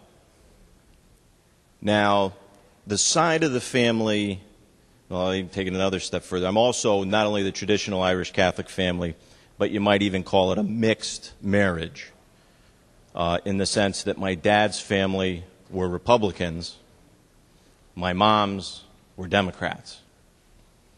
So you'd hear at one grandma's house all about Goldwater and Nixon, Reagan, and at the other you'd get Johnson and Kennedy. And as we're going through things, it's in my mom's side of the family, the Democrats, and I still have some of the things. I've got Bob Jimo buttons and Abe Ribicoff. But the one thing that I remember was the McKinney bag. And what focused the family wasn't so much on what team you were on, but who was a good guy. And in that side of the family, McKinney was a good guy. Now, I had an opportunity, I've never told you this one, to meet with your dad in the summer of '81. I worked in Washington with Larry DeNardis, back when we had Republicans in Congress.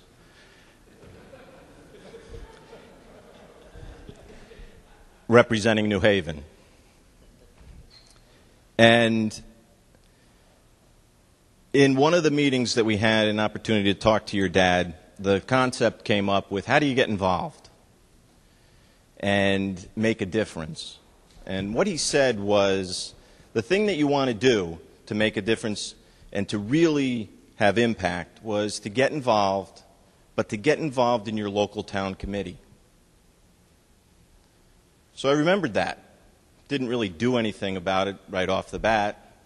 But some years later, when my dad was getting off the town committee in Stratford, he mentioned, hey, Kev, would you have any interest in getting involved in this town committee? Didn't really know what it was, but I flashed back, and I couldn't have been any more than Art Linares' age probably at the time, that the town committee was the place where you get involved to have an impact. So I did get involved. And obviously the rest is history. We're here today. And I know when I was running for office, I did have the opportunity and spoke at length with Dan DiBasella about what I was getting involved with. And he told me that I was getting involved with not only a great group, the Circle, not only as a whole, but the Republicans even more specific, but that our leader was somebody that you could respect and work with. And I found those words to be so true and correct.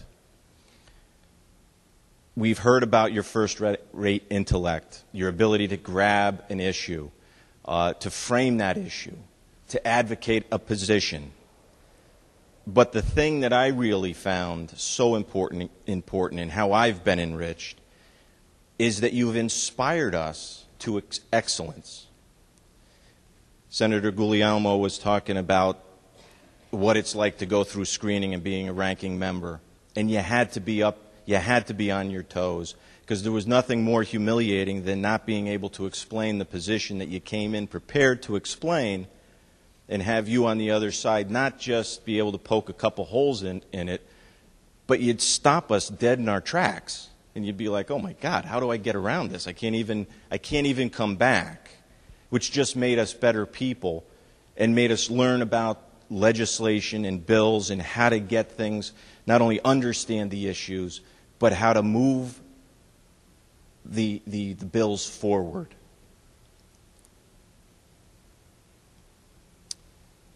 In addition, your wit and humor is huge. We know that this gets dry and tiring, but it's always good to hear somebody put a little levity in the situation so that it can bring a smile to your face and know that this is as rewarding as we had hoped it to be. Lastly, I know that family is so important to you. And in that regard, I'd like to thank Kristen and your children for sharing you with us, because not only has the circle benefited, the state of Connecticut has benefited. And I know that it's so important to you because you talk about it. We've talked about a lot of different things. Ice hockey is one. But it's also how caring and understanding you are. For instance, when I brought my son up, you sit down and talk to him as if he's the most important person in the room. And to me, that's a sign of not only leadership, but it's a quality of care, understanding, of being a father, of understanding what it's like to be in somebody else's shoes that's a little bit uncomfortable in the room. But it was important to you to make that connection, to make him feel not only important, but involved. I think it was also an opportunity for you to try and plant a few seeds of advocacy on behalf of Fairfield Prep. But we'll have that discussion another day. I do thank you for all that you have done for me in this role as senator. I remember the first call you made on election night, welcoming me aboard. We've had many conversations subsequent, and I'm thankful for all that you've done. I certainly, as I say, feel enriched, and I feel an obligation to pay that forward, to be and to use all the skills and talent that you've given, the gifts, to make sure that we continue to use those so that we get good legislation for the people of Connecticut, that we continue to improve our state to make it what we want it to be, and that I hope that just as your name has been a figure and a fixture in Connecticut politics and our family in the past, that it will continue to be that, not only for today, but hopefully for some time continuing in the future. Thank you very much. Senator Ayala, followed by Senator Fanfara. Thank you, Madam President. Senator McKinney, thank you. Thank you for your service to the state of Connecticut. Thank you to the service that you've done for all of us here. And while all this conversation was going on and listening to everybody making these connections to the McKinney family, I placed a phone call to Bayamon, Puerto Rico, and found out that the McKinneys that are there are not related to me. So I guess we don't have a relation. But be that as it may, I just like to say that when I first got elected and I had conversations with my mayor, Mayor Finch said to me that if I ever needed to talk to anybody on the other side, to talk to Senator McKinney. He would always listen. He was a friend of Bridgeport. And you have been a friend. And in the times that we've had conversations, you've always very knowledgeable about what's happening in the city. And you've never said no to any conversations we've had when we talked about Bridgeport. You know, I've listened to individuals talk about wins and losses here around the circle. And I'm going to just disagree a little bit with the connotations of wins and losses, because even in a loss, there's a win. And what I'm referring to is that there are many times where, yes, unfortunately, things go the way that they are. But in listening to the debate in this circle, it gives me an open mind to look at other possibilities, to grow within myself, and to experience something a little bit different than what I might have thought about. Yes, we have principles that guide us, that are rock solid, that these are things that we go by, and I guess when bills that come and speak to our principles, well, we're solid on those things, and we understand that.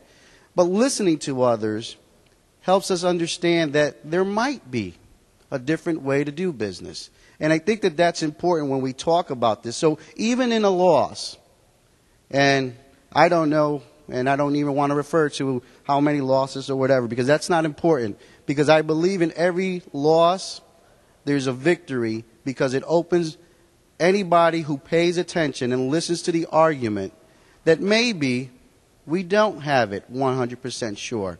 And I want to let you know that when I listen to you on this floor and you speak about the things that are important to you, important to your side of the aisle, that there are many things that do resonate, that challenge my thought and makes me say, you know, maybe I'm not 100% sure about being where I'm at. Maybe there is room to look at a different way. Having the opportunity to listen to my colleagues talk about this rich family history that you have, it's amazing because, as I believe Senator LeBeau said, you don't wear it like a badge. You're unassuming. It's not something that's put out there. And I try to make a connection to think about what does that mean to me. And seeing that there's kind of like all these 6 degrees of separation, I guess what made me think a little bit about how I might be connected to you, Senator McKinney, is through my son. My son, at the end of this month, will be a prep graduate. And when I talked to him about his experience at prep, when he first went in as a freshman, we talked about how great it would be. And just recently we had breakfast, and I asked him, so your prep experience, was it what you thought it would be? And he said the most amazing thing. He goes, and then some. And then some. So when I think about all of the stories and this rich family history that you have, I said, you know, I need to look something up. And I went onto the prep website, and I pulled out a portion of the prep mission statement. And I'd like to just share it with the people in the circle. Part of the prep mission statement says, to encourage each student's social, cultural, and physical development. To challenge its students to become leaders, living as men of conscience, compassion, and action. Furthermore, students are expected to become responsible participants in the prep community and beyond are encouraged to use their talents in the service of others, especially to those in need.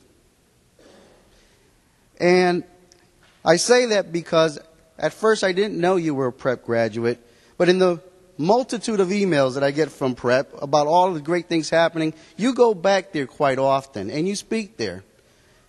So when I made that connection, I said, you know, if my son can be and live up to those ideals of prep, he'd be following in the footsteps of one great leader of the state of Connecticut. And another motto that prep has is they say that they're men for others. You are a true example of a men for others. And lastly, I'm just going to, being that we kind of do the legislative process here, I'm going to call my own amendment to Senator Leonatis.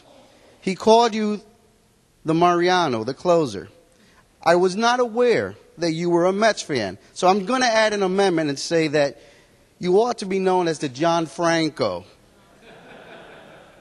of your side, because as you know, John Franco has quite a story as a closer in Mets history. But I'm just going to wrap up my statement and say that thank you for your service to this state, and if anything, people who are watching this today and the prep community should be so proud of the man you have become and will continue to be. Thank you, sir. Thank you, sir. Will you, Senator Fonfara, followed by Senator Coleman. Thank you, Madam President. Senator McKinney, my remarks are probably would have been probably best left said to you privately. But I know I'd be very unhappy with myself if I did not rise in your honor today. There are two words that come to mind when I think of you today, and that's missed opportunity. Because we have not served on committees together. I have not had the opportunity to sit next to you to enjoy the conversation that either Senator Williams or Senator Leone have had over the years. My only opportunity has been, for the most part, here in the chamber, to listen to your arguments, your passion. And I have to say that Senator LeBeau stole my thunder in many ways, because the rules of the chamber, or in this building, while much goes on to create compromise, and that never makes the headlines, in the end, we have two choices: to vote green or vote red. And as Senator LeBeau said, and I echo it, there have been many days in which I've sat here and listened to you articulate a position, and I think if not here in the chamber, certainly for many people at home, there are many of those who just sit and nod their head once you've finished your comments. And I think for many of us also, if we had a choice of whatever the junction is of green and red, yellow or whatever it is, there'd be many times when we'd push that button because of your very effective arguments. And I've never told you this before, and I don't know if it's better that I'm saying it in public here, in this circle, but I've admired you greatly for that. Thank you for your service, sir. Senator Coleman, followed by Senator Hartley. John, I just want you to know that I so greatly admire your service to the state Senate and to the state of Connecticut. I've said earlier today that I feel very fortunate in having been exposed to the high caliber of leadership that you represent, that Senator Williams represents, and as well that Senator Looney and Senator Fasano and the rest of the members of this Senate represent. I feel very fortunate to have crossed paths with you here in this chamber. I think that you are an extremely talented legislator. You're so articulate, you're so eloquent in the speeches that you make during the course of debate here. Your arguments are so clear and so thoughtful, so well structured, so persuasive, so tempting. I enjoy listening to you very much. I enjoy much, much less being cross-examined by you when I'm trying to bring out a judiciary bill. But I understand that that's your job, and I respect it, and you do it so well. Some of the other things that I appreciate, well, one other thing I appreciate is the occasional stop that you make on this side of the chamber while you're on your way into the Republican caucus room, and the oftentimes mischievously instigating, challenging comment that you might leave with us as you're on your way into the caucus room, and you walk away with a smile. That's very personable about you. It's very entertaining about you. I appreciate that way about you. And like so many others have said today, you deserve the best. I wish you well in whatever you decide to do from this day forward. Thank you for, again, for your service, and thank you for those interactions that you and I have had. God bless you, and God bless your family. Senator Hartley, followed by Senator Maynard. Yes, thank you, Madam President. Mr. Minority Leader, it's been an incredible treat to sit across the circle from you. And while I've never had the chance to sit on a committee with you, I have to say that I have enjoyed every minute of your presence on the floor. And I have often thought that somewhere in that CV there had to be a time when you were the president of the debate team. Because clearly you have mastered the art of debate and have helped to energize this circle on the issues that you have advocated and those that you have, to Senator Coleman's point, cross-examined us all on. And for that, we all are better and have been blessed by your presence here. And yes, I too have enjoyed your witticisms as you fly through the circle. Your sense of wit and congeniality is really helped to bring us all together. We might be on different sides, we might hail from different places, but you have bridged that gap so gracefully and beautifully. And I know going forward that we're going to be seeing you through all the communities in the state of Connecticut, and I will welcome you and see you in our hometown and wish you all the best, personally and professionally. Thank you, Madam President. Thank you. Senator Maynard. Thank you, John. It's a very sad day for me to see you go. Very much enjoyed your boundless good humor in these halls, your extraordinary cleverness. In fact, I think if it's tonight, who else could have tied up the business of the Senate for 5 hours? Well, so much work remains to be done. Never ceases to have the one thought ahead of us here. So, no, but we are going to miss your smiling face, your great camaraderie here in this place, and of course your incisive mind, your great leadership in the loyal opposition. I've always felt that that was the sentiment expressed by even your most passionate speeches on the floor, that it was for the betterment of this state, challenging us to do our best work. And I know once in a while you might have gotten in your mind that I might be persuaded to step into the caucus room, but I appreciate very much the compliments you always paid me for my efforts here and for the mentoring I felt I received in the way you conducted yourself here. So we wish you all the very, very best, John. Thank you. I'm going to take a point of personal privilege before I let the last three speakers go tonight. John, I have to say that today there is something finally that Senator McLaughlin and I agree on. I guess you don't get my endorsement either. Thank you for the honor of introducing me to Kristen, and as I said to Kristen, thank you for putting that smile back on his face.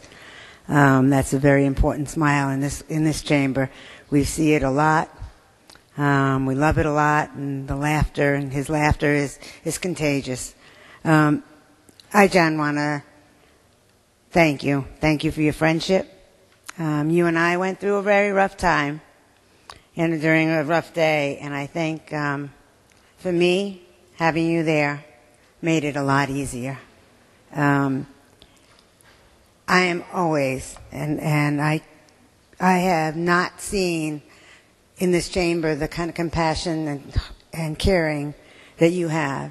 You have what you showed me that terrible, terrible week was a man that was totally different than I knew. A man who's giving the respect and admiration, the kindness that you had. You're a friend, and I appreciate what you've done for me. Though I have to end on this one note. You know, I was never involved in politics, and I come from Brooklyn, New York, but live in Eastern Connecticut. And when I started getting involved in politics, I heard about this wonderful man, Congressman McKinney. And all the wonderful things I heard about him, I thought he was a Democrat. And I couldn't understand how his son could go so wrong. No, John, from the bottom of my heart, thank you. Thank you for allowing me here, and I guess really I should say to thank both you and Don Williams for withstanding the pain of me trying to run this Senate. I wasn't very good at it, but John, God bless you. I know we're going to see you on the road, and we'll be in touch. At this time, I call on Senator Looney. Thank you, Madam President. Madam President, if Senator John McKinney were not seeking his party's nomination for governor in opposition to the incumbent whom I support, I would probably be a lot more expansive in discussing the many qualities that make him truly one of the very, very best legislators with whom I've served in 34 years in the General Assembly. As was said, Senator Kane mentioned what a quick study Senator McKinney is, and obviously Senator Kelly and Senator Kissel and Senator Guglielmo talked about the incisive questions in caucus of the ranking members to make sure that the bills were understood and presented well. We certainly, of course, experienced that on our side, too, that on the Democratic side, we marvel constantly at his ability to burrow deep into an amendment or bill and to find the obscure kernel of significance that we hoped would be sufficiently buried not to trigger debate. And unfortunately, he always ferrets it out.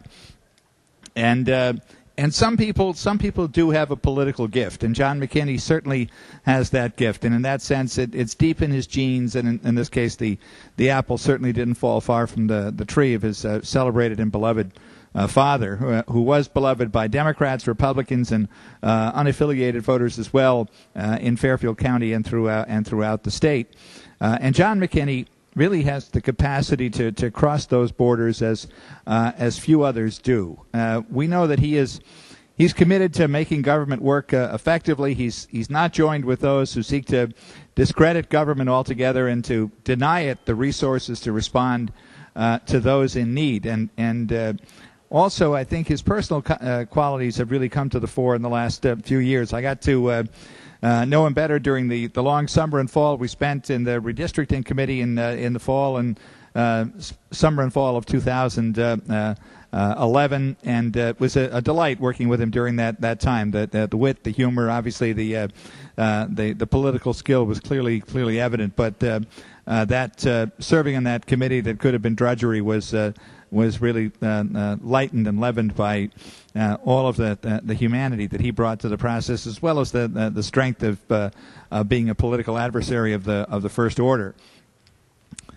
But more importantly, during the deliberations on the gun violence and gun violence prevention, mental health, and school security bill in last year, in 2013, where Senator McKinney and Senator Williams and I, along with Speaker Sharkey and Majority Leader Arasimowicz and Representative Cafaro, spent a great deal of time in the leadership discussions that led to the bill. And frankly, when Senator Williams and I began that process, we were a little concerned that Senator McKinney and Representative Cafaro would be looking to do a sort of minimalist bill for the sake of bipartisanship. But we were greatly heartened when we saw how fully engaged that they were in the process and joined us as full partners in doing a more comprehensive bill that addressed those three critical subjects of gun violence prevention, access to mental health services, especially for children,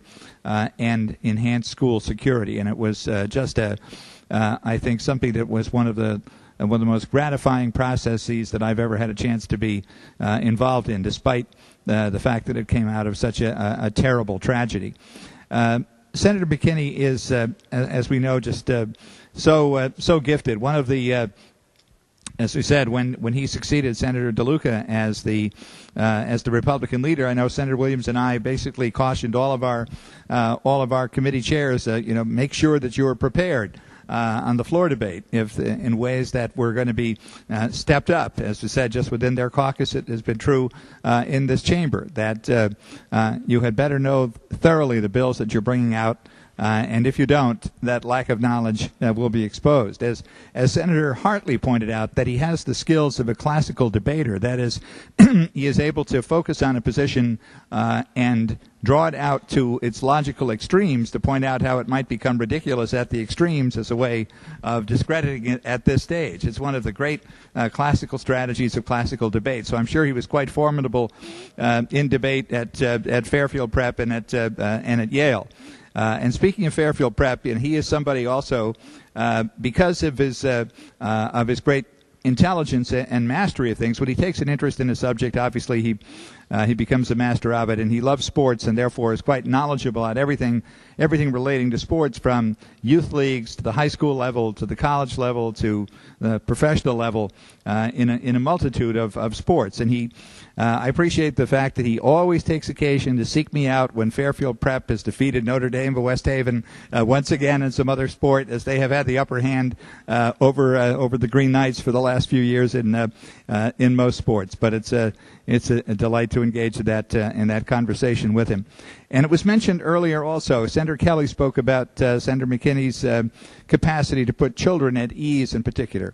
And I've seen that as well. When groups come to the Capitol, young groups, school groups and others, he has a particular way to engage with children and communicate with children that makes them feel happy to be there, have a sense that they have his full attention. They are at ease. They enjoyed the experience, and he has that way of relating, which is one of the things that makes him such a wonderful dad to his own children, and why it's I know.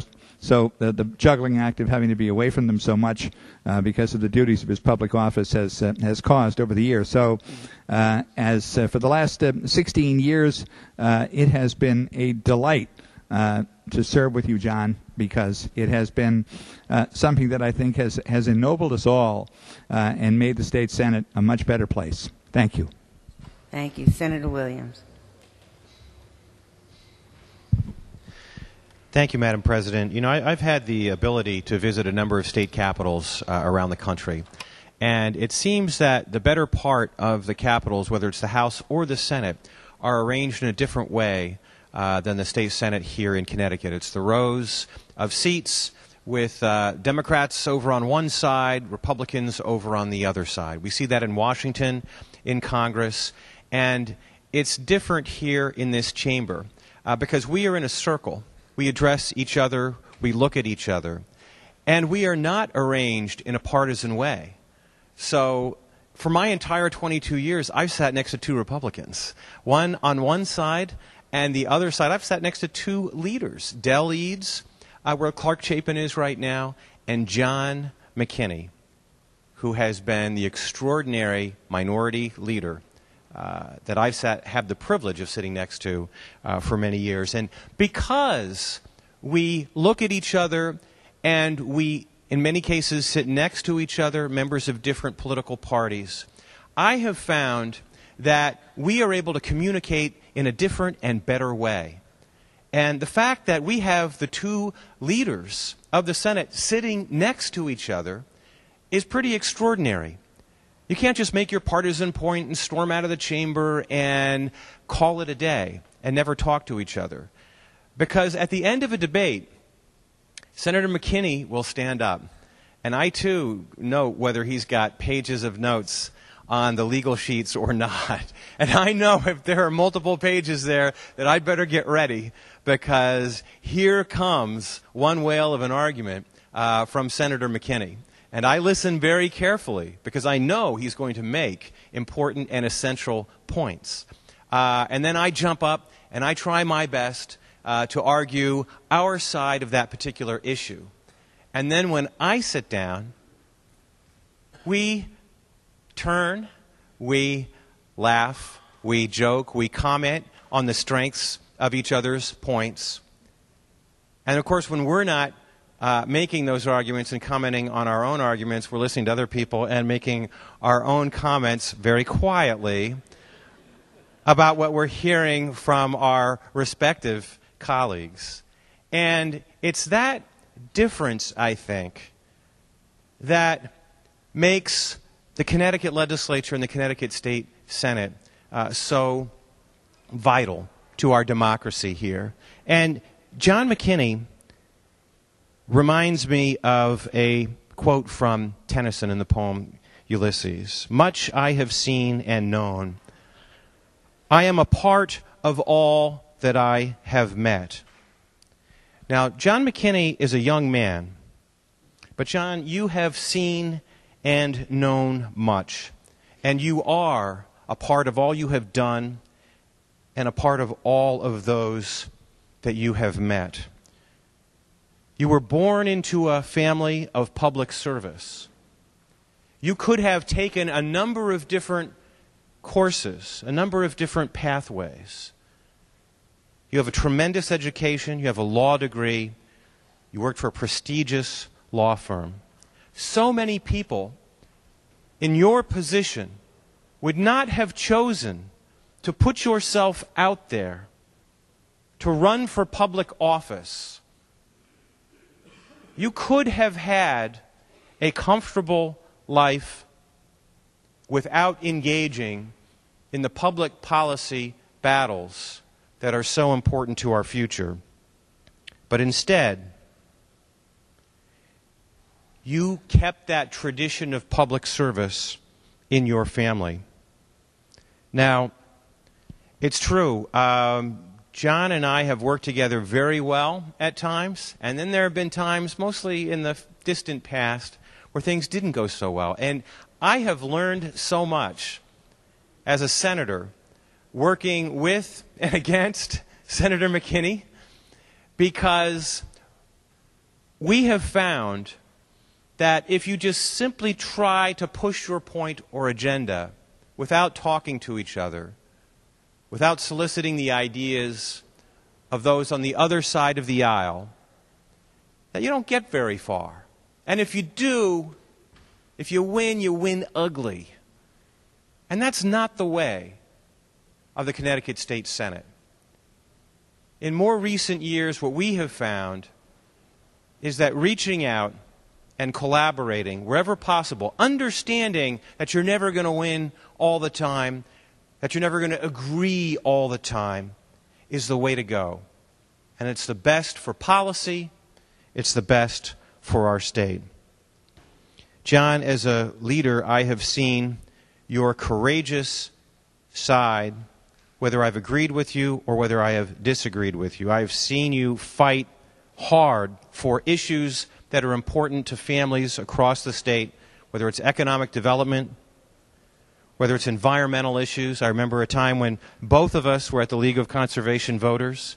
They were giving an award to both of us because we were champions together on a number of different issues. Transportation, you have been fighting for better roads and bridges for years and years. Education, you care so deeply about the fact that our children need every advantage, every competitive edge in this world. And I spoke briefly before about your response to that terrible tragedy in Newtown, our being able to reach out to each other, work together, and engage our colleagues in something that was remarkable, something that was historic, and something that rose to the occasion to console wherever possible and to understand the depth of suffering of those who had lost loved ones in Newtown.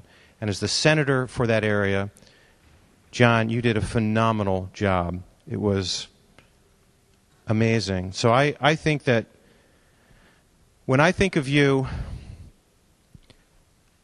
I think of the fact that you have been a leader, not only in the tradition of your father, but as an individual standing on your own, making your own decisions. But I do want to recall that your father was such a tremendous leader, and he was a tremendous environmentalist. He cared about those in need. He's recognized for the Homeless Assistance Act of 1986. And I recall when you went to Washington, D.C. in 2007 to testify before Congress on the issue of aid for the homeless, and you told that congressional body in 2007, I am here today because I believe, as my father believed, that every American deserves and has a right to a roof over their head at night, to have a home. John, politics is an honorable profession.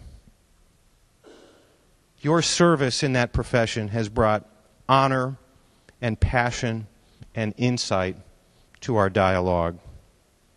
Congratulations to you, to Kristen, to your children. It has been a privilege to serve with you. Thank you, John. Senator Fasano. Thank you, Madam President. Madam President, first of all, I'd like to thank the Senator Pro Tem, I should say, the Majority Leader and the President of the Senate for allowing me to close this out for my good friend John McKinney. Before I do, I heard Ed Meyer say earlier that he played in a tree with John's mom and knew John's grandmother, and then you played tennis with Senator Nickerson's dad, which leads me to this one question. How old are you?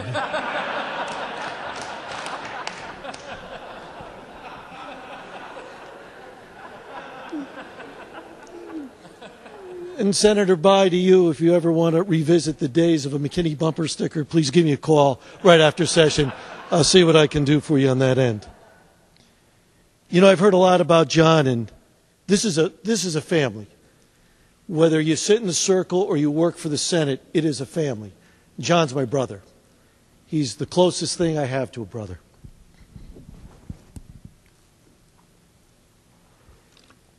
So I have to tell the truth. People talk about a gift John has to read legislation and figure out the public policy. That this is a gift. To me, it's a curse. Now let me explain why. I am the guinea pig for his speeches. So I get the call. He'll come into the office and say, Len, look at this piece. Can you believe they're doing this? Well, what is it? Read it. Well, what do you think? Well, give me a chance. Can I read this? Well, Len, what do you think? John, just give me 10 minutes. We'll walk out, come back. Can you believe? He said, John, I haven't even digested the language yet. What's take? Because I read as a lawyer. I don't read as a policy guy. I don't have it in my blood. John Fonferra, the first year I was here, I looked at the statute and I said, but John, I don't like this. He said, Len, you're not a lawyer, you're a legislator. Change the language. I never look at law that way because I haven't been trained that way. John has. So every time he passes me a piece of information, I got to read it so quickly and digest it. And then people say that John doesn't return calls. Once again, it is a blessing for me, and maybe a curse to you, but a blessing for me. Because John will call up and he'll give me 20 minutes of some speech. And so when he calls back again because he thought of a new speech, I won't answer the phone. But I know if I call him back, he won't pick up. So I call him back, and I know I got more time now because he hasn't picked up. I can ignore the next one coming in. But in all seriousness, I have learned so much from John McKinney what it is to be a leader. I have understood how to make policy. And I've understood how you could take different policies, leverage it against each other to come out with a solution. He is a true politician. I don't mean that in a negative sense. I mean that in a positive sense. I have never seen John since I've been a leader. I have never seen John pass a bill in this circle or advocate for a bill in this circle he didn't believe in. There was a bill that I had, me. And I'm going to say, John, this is a great bill. It was an auto body bill. And I said, John, this is why we got to pass it. This is dealing with the repairs. John said, I can't support it. I said, but John, he goes, Len, I don't like it. It's a bad bill. I can't support it. And he told me why. It wasn't just whimsical. He had a good theory. Now, we disagreed.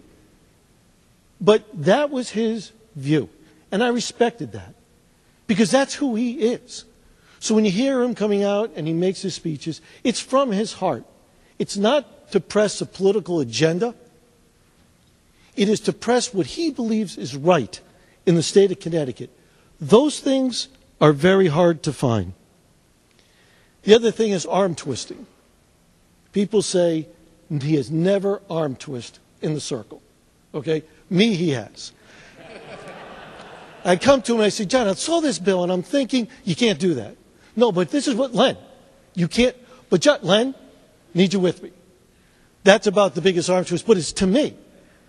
Then sometimes, just for fun, or he thinks it's fun, we'll talk about a bill. So, Len, this is what I'm thinking about this bill. I think it's good because of so forth and so on. So I read it and follow his logic on it, get into the caucus room, and I say, well, I think this bill is good so-and-so. John sitting next to me and says, you know, I've got a problem with this bill. I say, well, didn't we just tell? I said, but John, didn't you? He goes, yeah, I know, but here's what I'm thinking. And he tells all caucus, and he's right. But he had me convinced the other way. But to that's his intellectual fun. That's what he does inside whatever else is going inside that brain. That's what he does, and it's an exercise. But it makes him sharp. But it makes him know all the issues. And he can trace bills back. His memory is just superb. And that's what makes him a great, great statesman. When the Newtown situation came,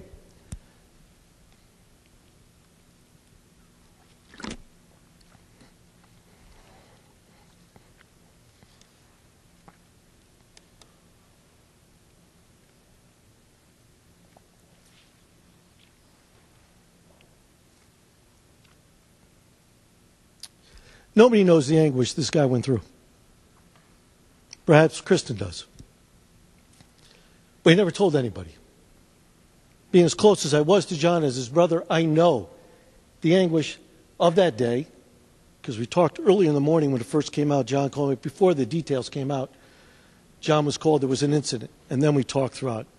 But days afterwards, when the gun legislation, what he went through inside. What he went through outside as a statesman is not what he went through inside as a person. His ability to separate those two issues makes a great leader. His ability to say, I am Senator McKinney, not John McKinney, Fairfield resident. I am Senator McKinney. He would come out and he'd be strong for the families and for the legislation. But inside, I know what he went through. I know how tough it was. That is a great leader. I would say, Kristen, you're very lucky. But John, I know you. You made out on that deal. You have taught me so much. I can't thank you enough for giving me the opportunity. I know that we'll stay in touch. I know we'll be together. It just never will be the same in the caucus.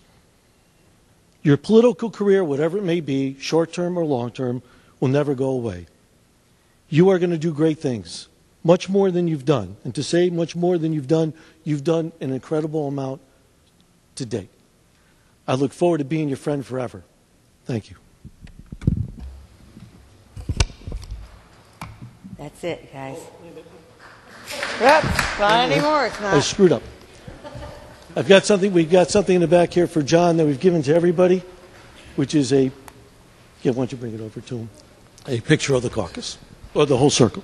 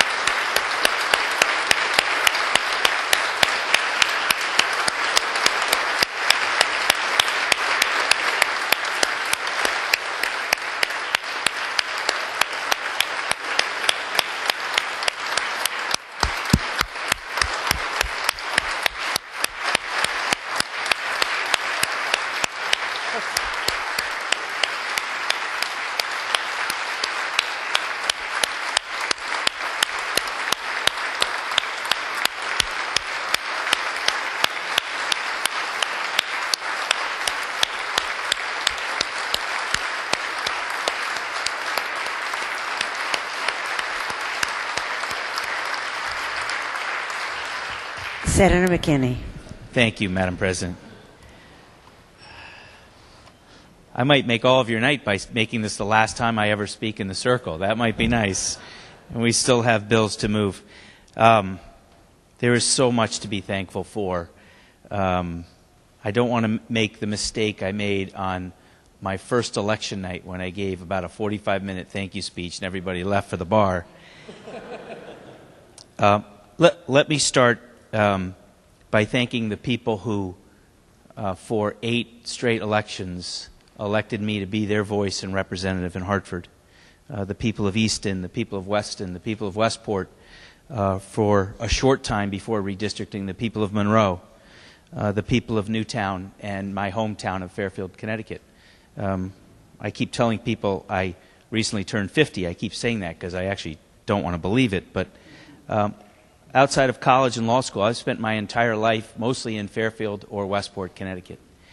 And to be able to represent others, but especially to represent the town you were born and raised in, is an incredible experience. Incredible experience.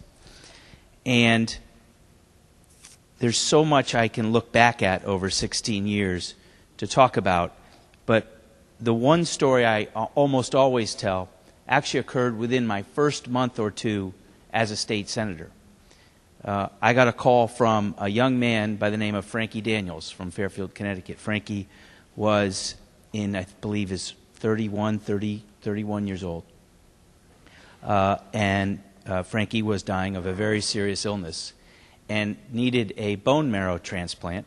There was a drive, and that's how I learned about Frankie, to find a donor match, and they couldn't find one. And his insurance company was blocking him from going to Sloan Kettering, where they had an expertise in doing a non-match bone marrow transplant. And so I remembered calling someone in the administration by the name of Matthew Barrett, who still works in this building today. I called to people who represented the insurance companies and the insurance commissioner. And I really didn't do much other than place a couple of phone calls, and truth be told, it was probably my legislative aide who placed the first phone call. I did scream on one of those phone calls. And they reversed the decision. And I remember the phone call I had with Frankie when I told him they were going to let him go to Sloan Kettering. He didn't make it, unfortunately. But he shared with me that little one act I did gave him hope and a longer life. And I remember the Christmas card I got and still talk to his sister. And just in that first month or two of being a state senator, I understood the obligation we have to help others and the power we have to really help and change people's lives if we're willing to do that. And I know we all do that. I want to be very quick. I did write down the other day during one of Senator Kissel's speeches. I've served with 74 other members of the state Senate. There are 8 other state senators here today who were here when I first arrived. So that's about a 75% turnover, which is pretty good. Senator Fonfara, you were here when I first got here, sir, and I don't want to give a speech about each one because we'll definitely go sine die before I'm done. But I do want to say one quick thing about everybody, if I can. I remember the early days of the Adrian's Landings battles and the fight you led for your city. I remember we didn't serve on committees, but as the Republican leader, you always sought me out to express a desire to work with your ranking member, especially on some very complex energy bills, and you did. And you made that process work. Sometimes the 88-page amendments on the last day of session didn't work, but you did. And I personally feel your work on the UTC deal was your finest moment here in the state Senate. Senator Coleman, there's a lot I could say about you, but when I think about you, I want to thank you for your patience. I watched that during those Judiciary Committee hearings this year on the guardian ad litem bills. As many of my constituents, very frustrated, came up, and you sat there all day and all night and into the morning. And your patience in this circle, understanding that oftentimes as the loyal opposition we needed to ask you a lot of questions. And you handled those questions with skill and intelligence and grace and patience, and thank you for that, sir. Senator LeBeau, you're the best Democrat-Republican on the Commerce Committee I've ever seen. And if we could have just kept you to those economic development issues, no, it's a true passion of yours. And I've seen you work tirelessly to do nothing but help create jobs, bring jobs, help business leaders and people and business people create jobs in the state of Connecticut. Thank you for that. Senator Cassano, I got the privilege of serving with you and Senator Handley before you. You're a true gentleman, always willing to work with the other side. I can't tell you how many times Senator Fasano has expressed his admiration for working with you on the Planning and Development Committee. And I think the background you brought as a chief elected official has really helped and brought that voice to this circle. Senator Bai, I think my favorite moment with you was actually when Kristen and I were at her daughter's field hockey game where Staples High School was playing Hall High School, where your daughter was playing, and you and Tracy were on the sidelines, and we had a great conversation. there's a friendship there that I hope we will continue. And I've enjoyed our time together, Senator Harris before you and Senator Sullivan. I thought Senator Sullivan was here as a tribute to you, Don. I knew he wouldn't stay 4 hours for me, so clearly he has a bill he needs to get out of here. But for all of you who've spoken about my ability to debate or understanding bills, know this: you really have Kevin Sullivan to blame. I got to tease him earlier because it's the only time I've ever been able to tease him without him having the microphone after me. He truly is maybe the smartest person I've ever served with in this legislature. And he challenged us on our side to know our stuff when we were asking questions of your chairman. So you have him to blame for it. Terry, thank you for your kind words. And I do remember working on that issue of homeless youth. And I thank you for including me in that. You've always been so generous to do that, even as late as this session. Senator Kissel, there's a lot I could say about you. But here's the one thing I'm going to say about you. I have never met anyone other than one other person, that being the late Carl Dickman, who served down in the House, who so appreciated and loved serving in this legislature. Every day we've served together, I've known how much you loved being a state senator. And thank you for that. Senator Witkos, and you were one of those who was here when I got here as well. Senator Witkos, you took the place of one of my classmates, Senator Hurley. You have brought a different perspective to our caucus, a different view on so many issues. And you have made our caucus better because of that. Not just your background as a police officer, but on a whole host of issues, you are unafraid to think outside what might be a traditional Republican box and actually work on expanding that Republican Party message. So thank you for that. Senator Doyle, I actually owe you an apology. There might have been one time where somebody might have called my office about maybe me driving too fast. There was only one session where I had my 28 Senate plate on, and I might have tried to convince that person that it was actually the state representative from the 28th district, not the state senator. And unfortunately, sir, that was you. So I do owe you an apology for that. And getting to serve with you has been a pleasure. And your predecessor, Billy Ciotto, the first two committee meetings I had in this legislature. One was with Senator Ciotto, the Transportation Committee, and he opened it up by saying the roads aren't Republican or Democrat roads in Connecticut. And he made a welcome to all of us. The second, I might get to that later, was Senator Daley on the Environment Committee. And Senator Daley and Representative Jesse Stratton were amazing chair people to work for as a first-term Republican legislator. Senator Holder Winfield, hopefully he'll hear this. I haven't gotten to know very well, but my observation of him is twofold. One, he has not forgotten where he came from. More importantly, he brings where he came from into this circle and into public service, which makes this a much better circle. And two, he seems to be pretty unafraid to take on anyone and anything, and I think he's got a great career ahead of him. Senator Looney, and I obviously before Senator Holder Winfield, I got to serve with Senator Harp. Senator Looney, thank you for all your service and working with you. I enjoyed the days of marking the calendar. I learned a lot about how to play politics behind the scenes from you because you're one of the best at it. But most importantly, you confirmed for me that not all partisanship is bad. It's okay to stand up and be the loyal opposition and make your points.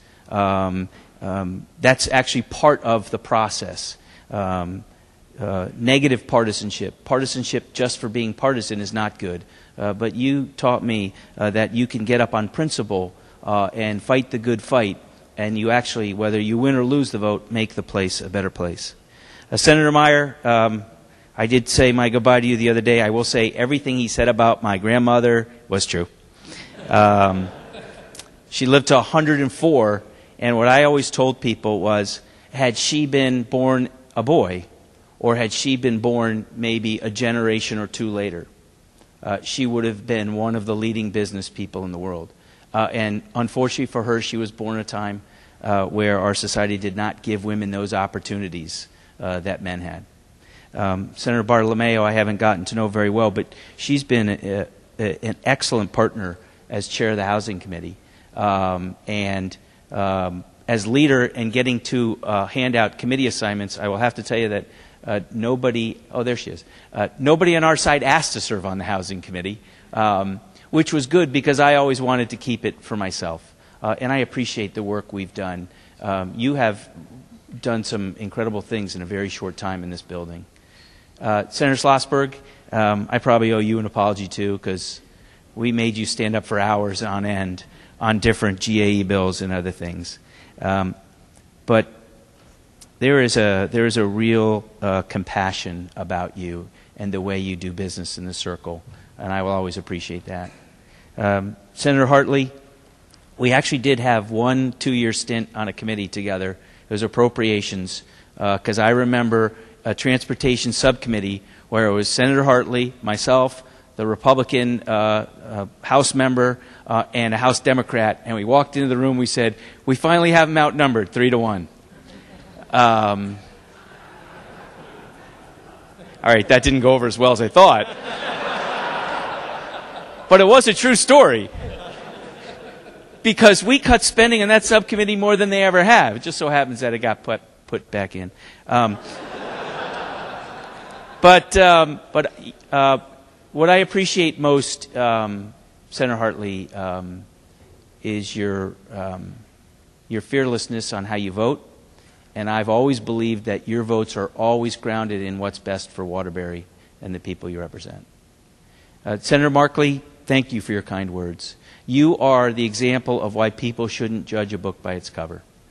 Without knowing your first act in this legislature, there were people who thought that you were going to be a loud, like me, firebrand, go-get-em, conservative. And while you may be conservative, you get up and are one of the most thoughtful people in this circle. And I try to always listen when you speak. And I know you'll continue to do that in the circle for a long time. Senator Crisco, I don't remember the emblem on that blue blazer. I hope there are no pictures. But I will always appreciate the cards and notes you have written to me over the years. You have always reached out to me on a personal level beyond this circle, and that means a lot to me. Senator Maynard, I want to thank you for being the other red vote on that teen driving bill, the graduate licensing bill. When I went red and everybody else was green and you went red, I felt a kinship between the two of us. I know your leadership wasn't exactly happy with your red vote. I was. But what some people don't know, Senator Meyer mentioned the boat, the Brilliant, my grandfather's boat. That actually wasn't the America's Cup boat, but he donated the Brilliant to Mystic Seaport.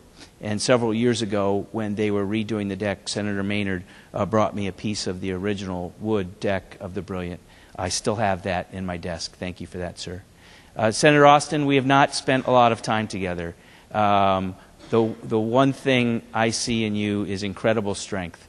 And we had a chance to talk about some issues last year about the mental issue that we talked about. And I'm sorry we didn't get to work more together. Senator Stillman, thank you for your kind words. I'm glad we're going out together. I think that's good. We've had a great working relationship. I've really enjoyed our mutual distaste for expanded gambling in the state of Connecticut. Senator Kelly, I'm trying to do this quickly, and I apologize to the circle. Thank you for everything. You are a leader of our party now and in the future, and I appreciate the insight you bring to our caucus. Senator Musto, we have disagreed on a lot of issues. When I think about you though, I think about the fact that you have one of the most difficult balancing acts in this circle, representing communities like Monroe and Trumbull and a community like the city of Bridgeport. And to watch you balance the needs of diverse communities and diverse people is very impressive. Senator Ayala, thank you for your kind words. the fact that you and Senator Linares are the first two Latinos elected to the state Senate, I believe, it took us too long, but I'm proud that it's you. When I did the list of all the members I've served with, one of the things I noticed was the stability of the Hartford delegation and even the New Haven delegation. My hope for you, sir, is that you have a long reign and that you can rise to very powerful positions so you can make that city that you love a great city that it deserves to be. Mike, thank you for your service and kind words.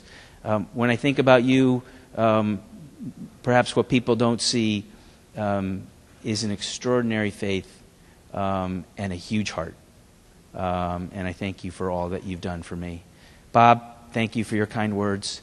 I see your kids come up here, and I see someone who has struck that balance and hasn't forgotten what's most important in life. And I hope that as you probably rise to greater things in the circle, that you keep doing that.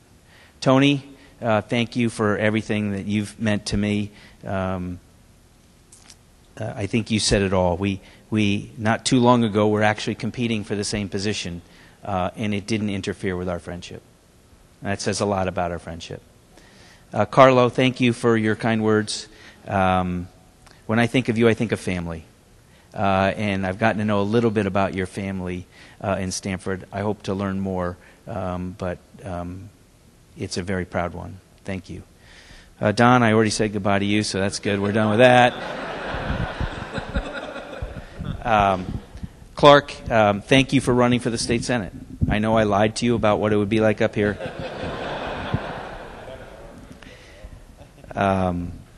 But you have handled two issues near and dear to my heart this session, the puppy mill bill and others, extremely well, better than I could have done.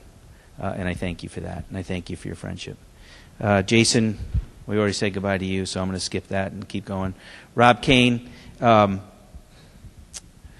remember telling Rob that if you understand the budget, you'll have a powerful place in this building, because it's a very difficult thing to understand, and it's the most important thing we do. And you've taken on that challenge. You've been the leader in the budget committee for our caucus. You've done a fantastic job with it. Thank you. Senator Linares, you actually didn't tell the truth when you spoke. I had nothing to do with you getting elected. You had all to do with it, you and your wonderful parents. And I am so proud of you. And when those of us who've been here for a long time move on, I'm comforted by the fact that there are people like you who hopefully will serve in this circle for a long time. Tony G., and I'm going to get to you last, Len. Tony G., when I became the leader of the caucus, it was very difficult for me to look at someone who I looked up to and was senior to me like Tony Guglielmo. And Tony was the first person who reached out to me and gave me a word of advice. And you have always been the person that I can call on for advice on the most difficult of issues that we deal with here. And I thank you for that and your friendship. Scott, I do remember that conversation we had, because I do remember constantly saying, Scott, you need to run for office. Scott, you need to run for office. And I respect you so much for running for office, because you didn't have to, but you wanted to, because you wanted to help make people's lives better. And thank you for that. Lastly, Len, you and Jill are so special to me. I have an older brother, but I have a second brother in Len Fasano. You're right. And stop crying. Madam President, lastly, in my thank yous of the circle, I want to thank you. I've worked, I think, with 4 lieutenant governors. And it's no doubt that I've announced I'm running for another office, which could have an impact on you. And look, that's the reality of what we do. And while that changes the nature of my relationship with some people in the administration, and there's no problem with that, it hasn't changed our relationship. You have been so great to me, and I thank you for that. Senator Williams, in saying his goodbyes, thanked the wonderful staff. I'm going to thank all of you personally, staff that are with us now and have served without mentioning you by name now. I will tell you, the members of the circle, that I've always told our staff that as the minority, they have to work twice as hard. And they have. And we have extraordinary people who work with us. My dad always taught me that people don't work for you, they work with you.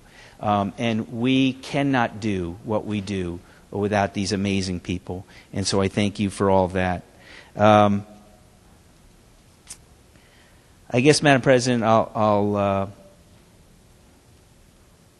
wanted this to be brief. Let me just, so people mentioned Newtown and what happened on that day, and putting aside legislation that occurred after. I've never had anything impact me more in my life than that day. And it wasn't just me, though. It was people like Pat Lodra, Chris Liddy, yourself, Governor Malloy, community leaders like Father Bob, and so many others. And I'm so thankful for all of your leadership and comforting to me during that difficult time. Lastly, I'm going to end with the most important thing in my life, and that's my family. First, my mom and my dad. And, you know, I love the fact that, I mean, my mom and dad have always been my heroes. And I get to go to a lot of places and people say, "Oh, you Stu McKinney?" And I say, "Well, I'm John." And they apologize. And I tell them, don't apologize. It is the greatest compliment and greatest gift I could ever have as to someone to compare me with my dad. If I could be a fraction of the person he was, I will make a good mark on this world. And I just want to tell the circle one story that Ed didn't tell, because he told all my other family stories. There was a time when I was in college, and my dad serving down in Washington, so we didn't get to see each other a lot, not even every weekend. And there was a time he called me up, and he just said, "You're not going to believe what I did. You're not going to believe what I just did." And I said, "Well, okay, what'd you do?" And he said, "Well, I was called into the White House, and there was a close vote in the House of Representatives over one of President Reagan's MX missile or Star Wars defense missile votes. And he wasn't exactly on the same page as President Reagan on that bill. In fact, I think my father had signed a pledge with Ed Markey on unilateral disarmament, so he wasn't even close to the same page. And he told me the story about sitting next to the President of the United States in the Oval Office, surrounded by the history of our country, and having the President look at him and say, "I need your vote, and it's an important vote." And I was like, "Well, what'd you tell him?" And he said, "I told him no." And I learned from that conversation that you should always, always vote your conscience. Always vote for the people who elected you to be their representative, because that was not a popular issue in his district. And that's why I've never, as leader, ever said to somebody, "You have to vote this way. You have to vote this way for me. You have to vote this way for the caucus." All right, I was a little unfair to Len on a couple times, but nobody else. And then I just want to tell you one story about my mom, because my mom raised 5 kids, and so that's probably the hardest job anyone could have other than Jason's wife, raising 7 kids. Or Senator Austin's parents, 7 kids. And when my dad was in politics, she was very much behind the scenes. Didn't go out and do a lot of political stuff because she didn't have the time. And after my father died, my mother decided that she should step out and continue to fight for those who had AIDS and for those who were homeless. And I am so proud of her for doing that, because she didn't have to. She didn't have to. I actually forgot my good friend Larry Cafaro. Larry, when I became the leader, I don't know if you remember the conversation we had. I was in your office, and You basically gave me some of the best advice I've ever been given in this building. But more importantly than that, you said you would always be there for me as a resource, as a friend, as someone I could go to when I needed help or advice. And you always have been. And I am so proud of the relationship we've had in this building, working together, and our friendship beyond this. So I never got to serve in the House. My dad served 2 terms in the House downstairs. Quite frankly, it's probably a more fun place in the Senate. But, Madam President, I've talked too long, and I apologize to the circle. But this is the greatest experience of my life, being a state senator, getting to be a public servant and represent people and try to make their lives better. And the only thing greater than that is my family. So my 3 kids couldn't be here because juggling their schedules is virtually impossible. But when I think about the first day I was sworn in, my son hadn't turned 3 yet. My son Matt, he's going to be going to college in the fall. My daughter Grayson was born on October 18th, 2 weeks before my first election. So she was only several months old, and she's now a sophomore in high school. My daughter Kate was not even with us yet, and now she's about this tall, and she'll be heading to high school next fall as well. So time does go by quickly. And lastly, I think you've known I have tried to be protective of my family. As the son of a politician, I always wanted to make sure my kids were protected. And so they have not been in the limelight a lot. And the only exception I've made to that is, quite frankly, the best thing that's ever happened to me, and that's meeting my fiancée and my future wife, Kristen.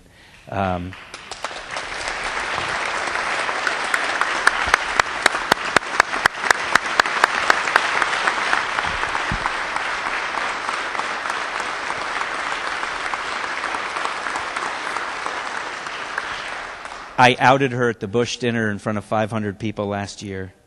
But I'll close with this.